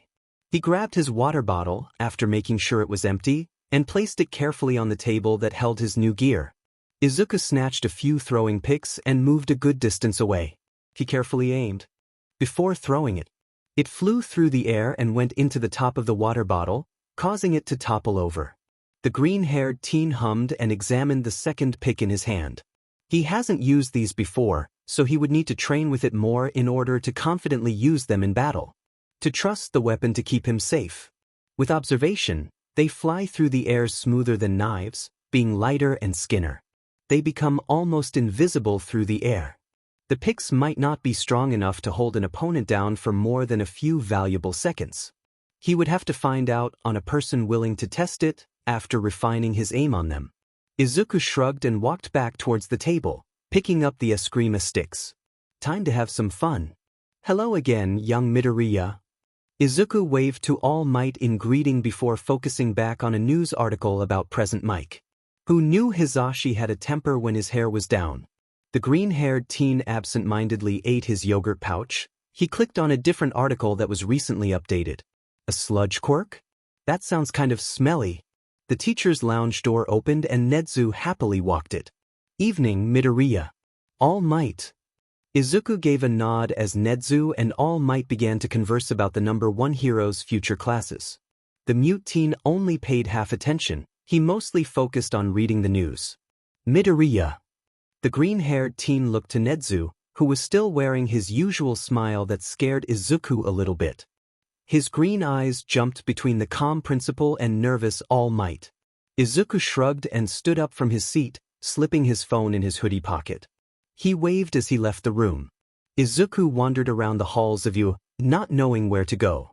Deciding to find Shoyuta, he walked towards his guardian's classroom, where he was most likely napping. The green-haired teen took a deep breath and finished his yogurt pouch. It was melon-flavored, while it was good. It wasn't strawberry-flavored good. He threw the empty pouch in a nearby garbage can. Just as he was about to move, a voice spoke up. "Excuse me." His head turned towards the voice. 2 people were walking in his direction. A very tall girl with black hair and a blank-looking boy with red and white hair. "Sorry to bother you," the girl gave a friendly grin. "But could you, by chance, lead us to the conference room?" Izuku examined both of them as he remembered that the kids recommended to UA will be coming in to be interviewed. The mute teen nodded and signed. "Sure, just follow me." The 2 toned-haired boys seemed to focus more as the girl's grin fell a bit. "I'm sorry, we don't understand sign language." Izuku mentally kicked himself. He again forgot that not everyone knows sign. He pulled out his phone and clicked on an app. "I'm sorry. Follow me." A robotic voice filled the hall. He motioned for them to follow and walked back the way he came. The footsteps behind him said the 2 were following. "Thank you very much. Midoriya Izuku." One of the footsteps skipped a step and Izuku glanced back to see that the 2 toned-haired boys stumbled a bit, but quickly corrected himself. "It's a pleasure to meet you, Midoriya. I'm Yaoyorozu Momo." There was a slight pause before the boy said in a quiet tone. "Todoroki Shuto." The name rung a bell, but Izuku decided to research later. They turned a corner and he pointed at a door with several other teens around it.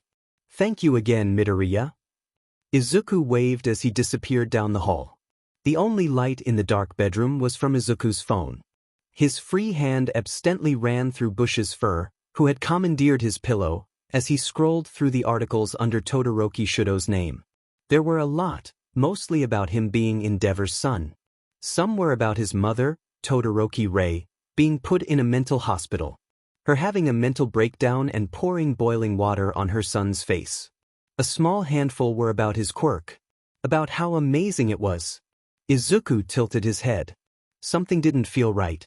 Todoroki Shuto looked intently at the multiple news article headlines on his laptop. Midoriya Izuku found after 10 years. Midoriya Izuku, assassin boy. Boy kidnapped by villain Shadow for 10 years. Assassin villain Shadow arrested by heroes. Midoriya Inko found dead, son is missing. Shuto's eyes narrowed as he clicked on the first article. The apartment was in its normal silence. Izuku laid on the couch, a textbook in front of him. On the floor, Shoyuta was asleep in his sleeping bag. Bush was playing with a loose strand of her owner's hair, chewing on the messy end. Tomorrow was the entrance exam.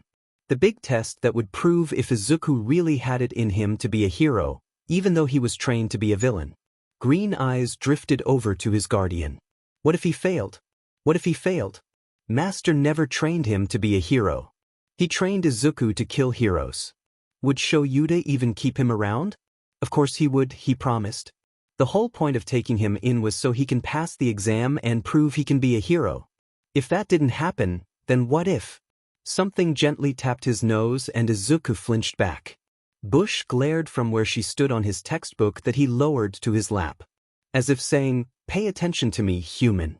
A smile appeared on the teen's face. He reached out a gloved hand and scratched under her chin, earning a pleased purr. Maybe things would be just fine.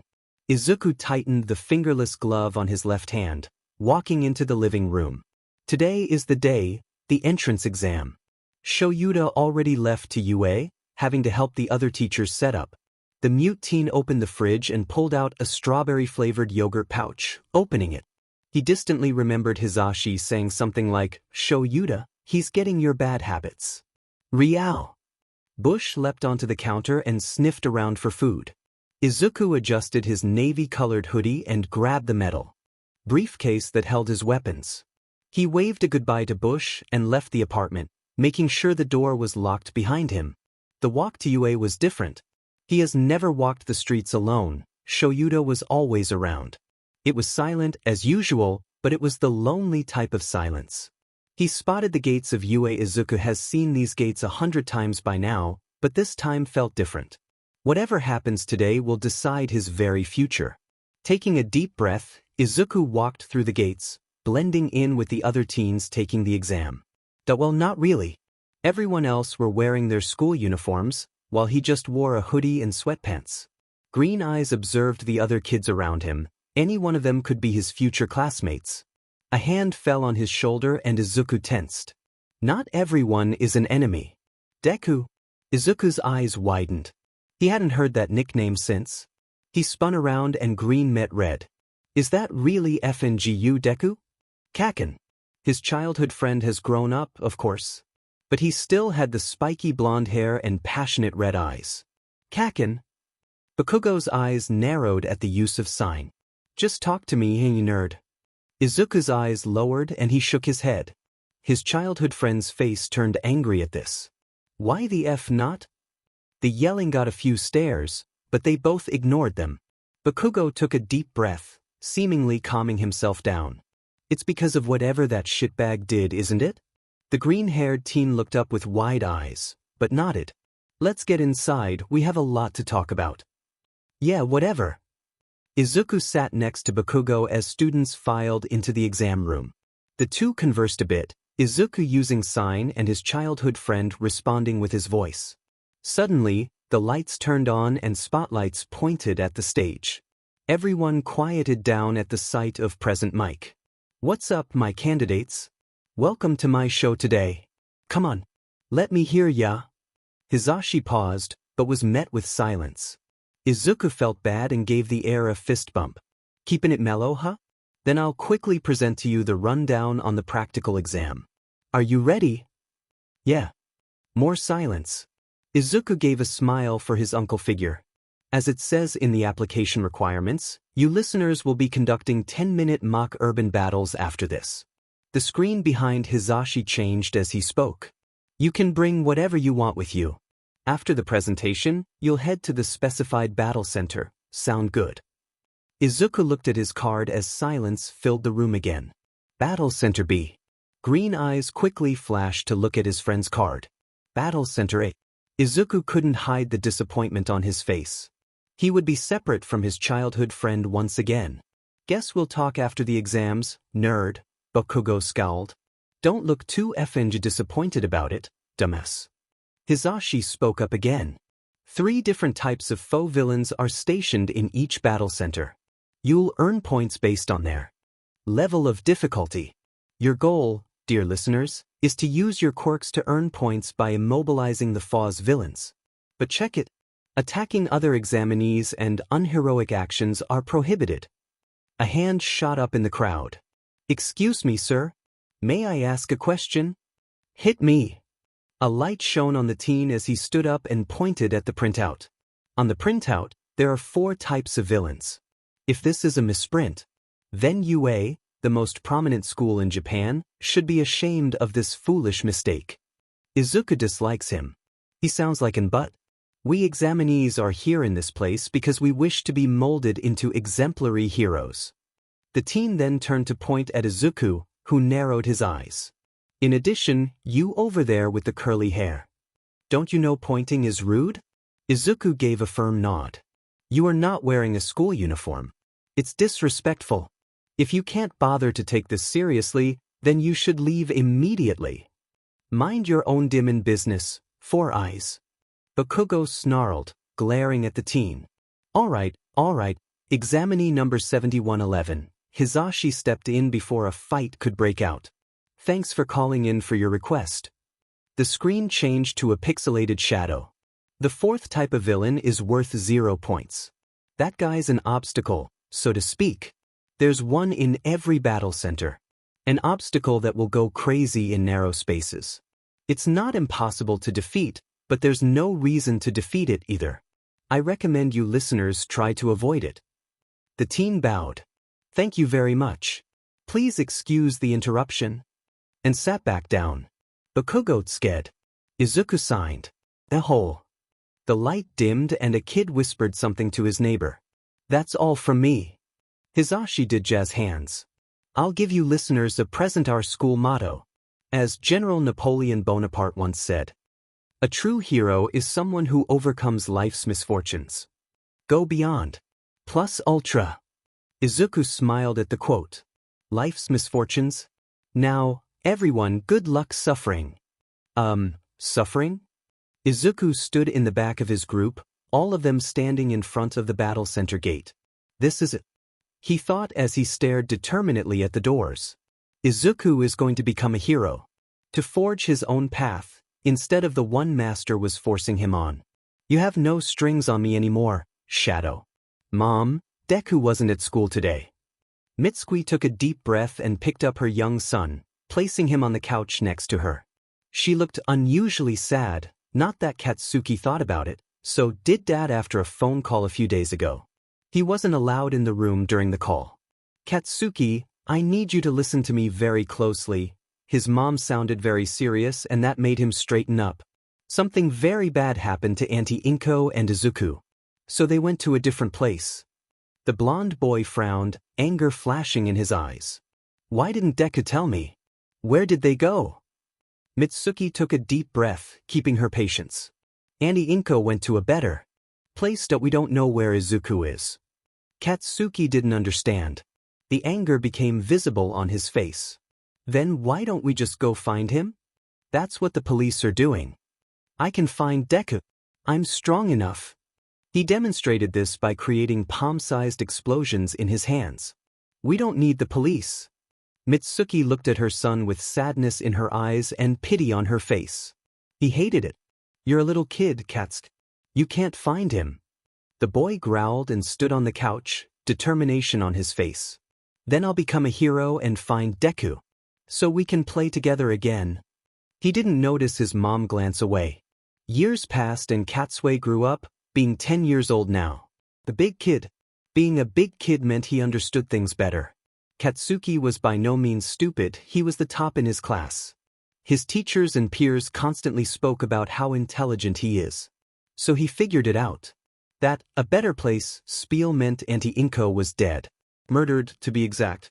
Teachers talk when they think students aren't listening. Spoiler alert, students are always listening. She was murdered by the scumbag that kidnapped Deku. Useless Deku. Couldn't stop himself from being kidnapped Deku. Didn't stop Auntie Inko's death Deku. Katsuki grinded his teeth at his parents, red eyes glaring. I don't want to see that effing useless Deku's grave. Years ago, the Bakugos built a small memorial for their lost Midoriyas. They visit it every year on the anniversary of their close friend's demise. Mitsuki looked ready to yell, but her husband calmly placed a hand on her shoulder, silently saying he'll take care of it. Why is that, Katsuki? The boy growled, baring his teeth like an aggressive animal. Because it's shitty Deku's fault for getting kidnapped and Auntie Inko's death. Don't even talk about them like that, you brat. Mitsuki snarled. Where the hell did you get that stupid idea? It's effing true. Like hell it is. Okay, calm down, Masaru spoke up, peacefully holding a hand out to each growling blonde. Katsuki, I think it's time we talk about counseling. Apparently, his teachers have spoken to his parents about his growing anger issues and bullying of other students. Tsich, snitching extras. So his parents have been talking about getting him counseling. What he said about Deki was the final straw, according to his mom. His parents took him to the best therapist in town. Welcome, Bakugo. The therapist, Dr. Watanabe, smiled brightly at him. Please sit down. 11-year-old Katsuki glared and flopped onto the comfy couch like he owned the place. Dr. Watanabe was a plump old woman. Her graying hair was pulled back into a tight bun.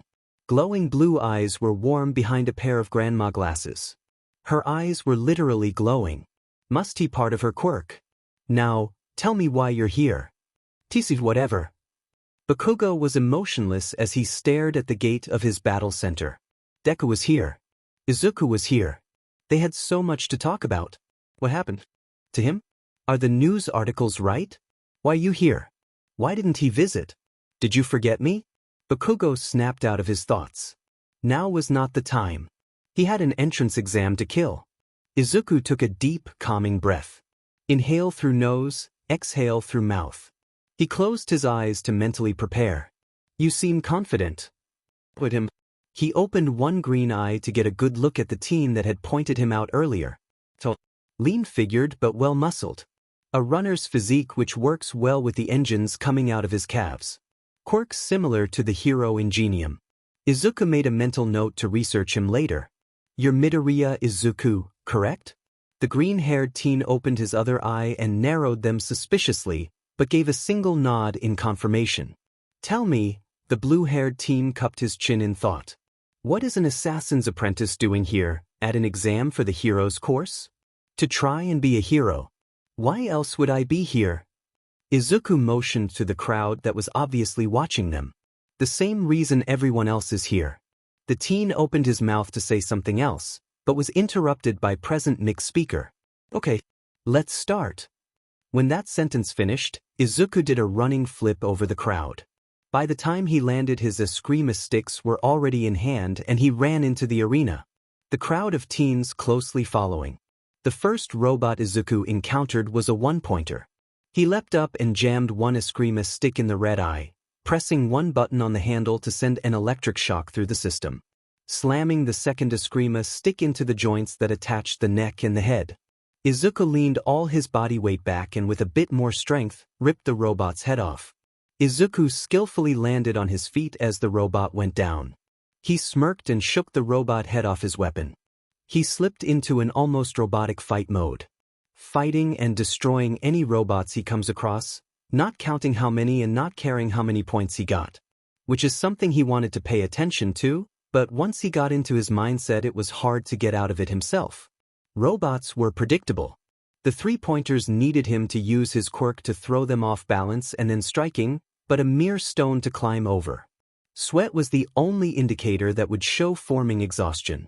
Izuku kept his breathing even after destroying a robot before moving on. Just as trained. Loud crashing noises and the ground shaking brought Izuku's attention to the giant robot. The zero-pointer. Holy F-. This is the time Master would suggest a formal retreat, or as Hizashi would say, get the F out or die. Ow. Izuku's eyes snapped towards the sound as his fellow testers ran by him. A brown-haired girl that Izuku has briefly seen in the crowd was trapped under some rubble. In the path of the zero-pointer. An old memory played in his mind. Master walked towards the person he had just beaten to the ground, sword making a shrill noise as he dragged it against the ground. He held it above the trembling opponent, ready to strike down. No! Izuku threw himself on top of the person, small body only covering their torso. His watery green eyes looking up at the emotionless man, begging. Master gave an annoyed sigh and lowered his sword. Self-sacrifice is a hero's trait, sure. You are not, and never will be, a hero. The man kicked the child off and struck his sword down. Izuku ran towards the trapped girl, switching his eskrima sticks for his boa staff. It completely extended when he slid to a stop next to the girl. He ignored the ground's quakes as the large robot got closer. Wow! The girl looked up at him in a daze. The green-haired teen gave her a smile and jammed his boa staff under the rubble, holding her down. With all his strength he pushed down, causing the rubble to lift enough for the girl to crawl out. She blinked up him before panicked realization came across her face. The girl quickly scrambled out and Izuku pulled his staff out, causing a small crash as the rubble fell. Let's go! The girl leapt to her feet and pulled him out of the way as the zero-pointer's foot stepped where they just stood a few seconds ago. The exam ended soon after that and Izuku got separated from the girl in the crowd. He went home feeling very uncertain about where he placed. The apartment living room was silent except for the sound of shifting papers. Shoyuta was checking his lesson plans last minute as a lost effort to prepare for the up-and-coming school year. The sound of crinkling plastic filled the air and Shoyuta glanced up. Izuku sat on the floor, hands absent-mindedly playing with an empty yogurt pouch. With a sigh, the pro-hero set his papers on the coffee table. Fiddling with empty yogurt pouches has become a nervous tic of Izuku's, and there is only one thing that warrants the nerves. You know what, problem child? When Izuku turned to him, Shoyuta shifted through his papers and held up an envelope. I almost forgot to give you this. Green eyes widened and Izuku scrambled up. Shoyuta closed his eyes as the teen grabbed the envelope. He listened as footsteps ran down the hall and a door slammed close. A mischievous smile slid across his face. Next school year is going to be interesting. Izuku pouted as Bush got up from her spot on his legs and leapt off the couch. He flipped onto his stomach and playfully reached towards her, half falling off the couch. Wait, no, come back. I love you. Bush, no. He slumped when the gray tabby just ignored him. The entire top half of his body was on the floor while his legs were still on the couch. With a huff, Izuku let the rest of him slip off the couch and just laid on the floor, rethinking the last week or so with his face half smushed into the carpet. He got accepted to UA. Oh my god, I got accepted to UA. Not only did he get accepted into UA, but he was put in the hero course. He made it. He actually made it. Izuku was both excited and nervous. Was this how the other kids felt? He could ask Shoyuta and Hisashi. Or Kaken. Speaking of Kaken, the green-haired teen reached a hand up and felt around the coffee table. His finger gently hit the device and he grabbed it, pulling it down to the floor. Opening it, he scrolled through his slowly growing contact list. He found the one labeled Kaken. Clicking the contact led him to the message app. Is it normal to feel excited and nervous about school? Izuku hit send before flipping onto his back, leaving his phone on the carpet near his head. His eyes drifted to Shoyuta, who was leaning against the couch. I'm going to the mall to get some stuff. Want to come with? The teen nodded and stood up, scooping up his phone and slipping it into his hoodie pocket, ignoring when the phone vibrated in his pocket. Let's go. Izuku was overwhelmed. He stuck close to Shoyuta, a hand holding onto his guardian's sleeve tightly. The man didn't seem to mind too much. There were so many places and people. So many people. They were brushing his shoulder and arm. Sometimes he would get nudged. He didn't like it. Can they please stop touching him? Arf. Izuku snapped his head up towards the bark. Through the crowd of people a pet shop came into view. His interest was caught. Izuku gently tugged on Shuta's sleeve to catch his attention. When the black-haired man turned his head towards the teen, he pointed at the store. The pet shop? Izuku nodded. Okay, we aren't getting another pet. Izuku gave another nod as he excitedly walked towards the store. The first thing he saw were kittens. Cute, adorable, tiny kittens. Excitement and wonder filled his green eyes as he smushed his face against the window. In utter awe of the litter of kittens playing in front of him, Shoyuta nudged Izuku's shoulder. Don't smudge the glass. He scolded. Izuku immediately pulled away, but kept looking at the kittens. His eyes drifted into the stop. More cats. The green-haired teen quickly walked in, closely followed by his amused guardian. Izuku had to look at every single pet, cooing over all the kittens and puppies. One pet caught his eye and kept his attention. A dapple-furred kitten with green eyes that stared into his own. The paper on the window said she was a Maine CN. She was the cutest thing he has ever seen. She kept on pawing at the glass in where his face was. Izuku's face started hurting with how much he was smiling. He placed a finger on the glass and the kitten ran her cheek over it on her side. Izuku, Shoyuta squatted down next to his charge. Time to go. The silent teen was tempted to ask if they could get the kitty, but remembered Shoyuta saying that they won't get another pet. With one last glance at the mewling kitten, Izuku followed Shoyuta out of the shop. Shoyuta looked up from the washer when Izuku walked into the laundry room, phone in hand and curiosity in his eyes. Just washing your uniforms for tomorrow, the black-haired man smirked. Interested in learning how to work a washer? Izuku wrinkled his nose at the mention of the uniforms, but wondered closer to watch. You put the softener in here. Shoyuta pulled open a section of the washer and poured the detergent into its marked section. He pushed the hatch closed, hand hovering over the knob. We'll leave it at normal and you just press the start button. Izuku blinked in awe as the machine rumbled to life. He smiled before handing his guardian to show him what's on screen. Kaken. Aignerd. The old hag keeps on harping about you coming over to hang out.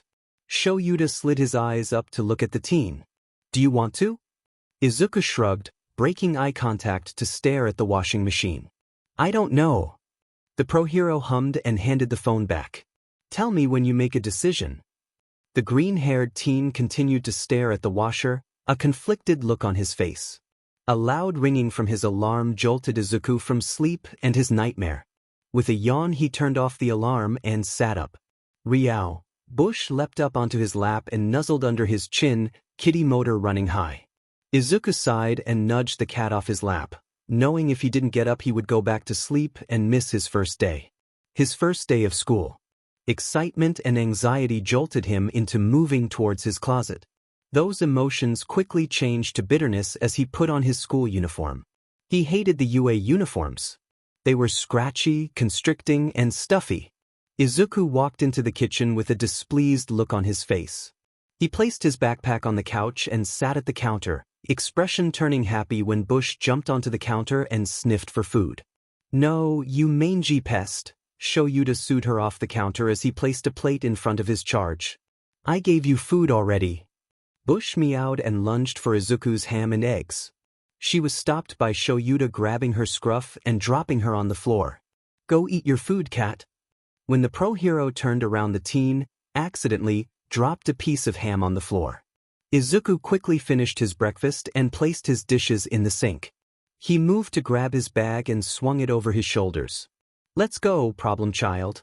Shoyuta plucked his keys from the hook and opened the door. The teen smiled and walked out the door, a slight skip in his step. Today is the mark of a new time. Once they made it to UA, they split up. Shoyuta leaving to do whatever he's going to do before he meets his class, and Izuku going to find his classroom. Shuta's class.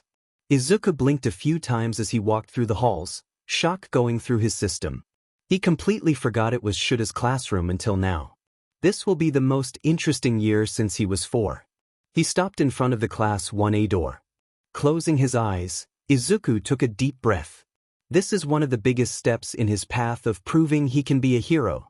A boy trained to kill powerful people with or without powerful quirks. Assassin that refuses to kill. Holding on to the dream of a little boy whom is long gone. A little boy who died 9 years ago. It's time to prove he can be a hero and that Master Shadow no longer controls him. Izuku opened his eyes, fierce determination in his green irises. He opened the door. Izuku opened the classroom door and froze. Is this the right classroom? Take your feet off of that desk now. Huh.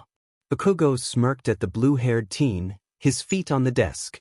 Izuku decided to ignore their argument and sit in the seat behind his childhood friend, getting a brief nod of acknowledgement from the blonde.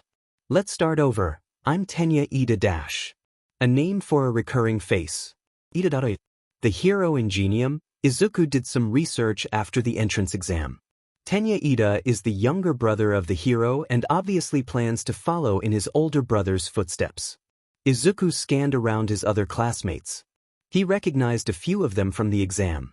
His green eyes paused on Yaoyorozu and Todoroki in the back.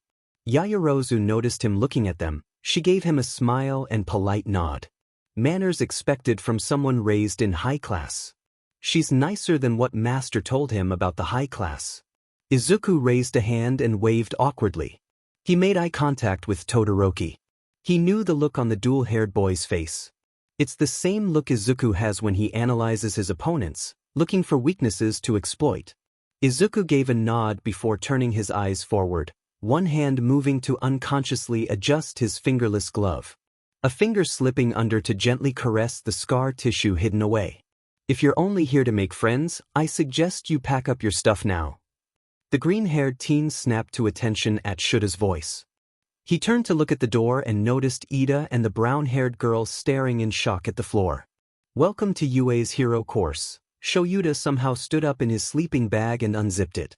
It took 8 seconds before you all shut up. That's not going to work, time is precious. Rational students would understand that. Izuku gave a nod. Master was very through with that lesson. Shoyuta turned to the class. Hello, I'm Shoyuta Aizawa. Your teacher. The shock rippled through the class and an amused smile made it onto Izuku's face. In his classmates' defense, Shoyuta does look like a hobo. Right, let's get to it. The pro hero started to dig through his sleeping bag. He pulled out a gym uniform. Put these on and get outside. Izuku calmly stood up and got a uniform from Shoyuta, students getting up to follow his example. A quirk assessment test? Izuku winced and gave an annoyed frown. They're so dim and loud. The orientation. We're going to miss it. The brown-haired girl, Uraraka, he heard her say, cried out. If you really want to make the big leagues, you can't waste time on pointless ceremonies, Shoyuta calmly, but firmly told her. Here at UA we're not tethered to traditions. That means I get to run my class how I see fit. Izuku was pretty sure his guardian would run his class however he wanted anyway. You've taken standardized tests all your lives, but you weren't allowed to use your quirks in exams before. The green-haired teen frowned. That's kind of stupid. The country is still trying to pretend we are all created equal by not letting those with the most power excel. It's not rational. One day, the Ministry of Education will learn. Shoyuta turned to one student. Bakugo, you managed to get the most points on the entrance exam. What was your farthest distance thrown with a softball when you were in junior high? 67 meters, I think. Right? Try doing it with your quirk. Bakugo grabbed a ball and stood in the large white circle in the field. Anything goes, just stay in the circle, Shoyuta instructed. Go on, you're wasting your time. All right, you asked for it. Bakugo started stretching. As he swung the ball, an explosion added more force and made the ball go farther. All of you need to know your maximum capabilities. It's the most rational way of figuring out your potential as a pro hero. Shoyuta held up a device that showed just how far the ball went. The class started muttering about the 705 meters. Izuku made eye contact with his childhood friend. Good job. I'm proud of you. Bakugo blinked before giving a toothy grin. He signed back. You better impress me, nerd. Izuku smirked. Game on. With a bored look visibly on his face, Izuku stood at the starting line of the 50-meter dash, ignoring the spiky red-haired boy stretching next to him. On your mark. He felt the eyes on him. Ready. He tensed and bent his knees. There was a gunshot-like noise and Izuku leapt into the air as his opponent ran. Tugging the invisible line with his quirk, his body jerked towards the finish line. The red-haired boy let out a noise of shock as Izuku flew past him. Just before he passed the finish line, Izuku released his quirk and fell into a smooth roll, landing on his feet as the machine let out 5.13 seconds. Izuku made eye contact with Shoyuta, earning a slight nod of approval. His green eyes lit up and happiness filled his limbs with adrenaline. Maybe he can do this. Izuku frowned at his poor score on the grip test, glancing up as several students cheered for the tall classmate. More training. His smirk slid onto his face as he had his quirk pull him past the sand pit of the long jump. Was this what fun feels like? With people his age? Izuku looked in startled amazement as the short purple-haired classmate bounced himself side to side. The Fu. Test 5. Ball throw. Izuku stared at the ball in his hand before staring emotionlessly out. He pulled his arm back, setting up his quirk to push the ball out of his hand once thrown. The green-haired teen swung his arm and the ball flew. He watched it fly. When it started to fall, he used his quirk to push it from the ground and fly again. Izuku turned to his classmates. Most stared at him in awe while the others looked thoughtful. He wasn't here to impress these strangers. He was here to prove that he wasn't a villain, that even sure could be a hero. To prove on one controlled him anymore.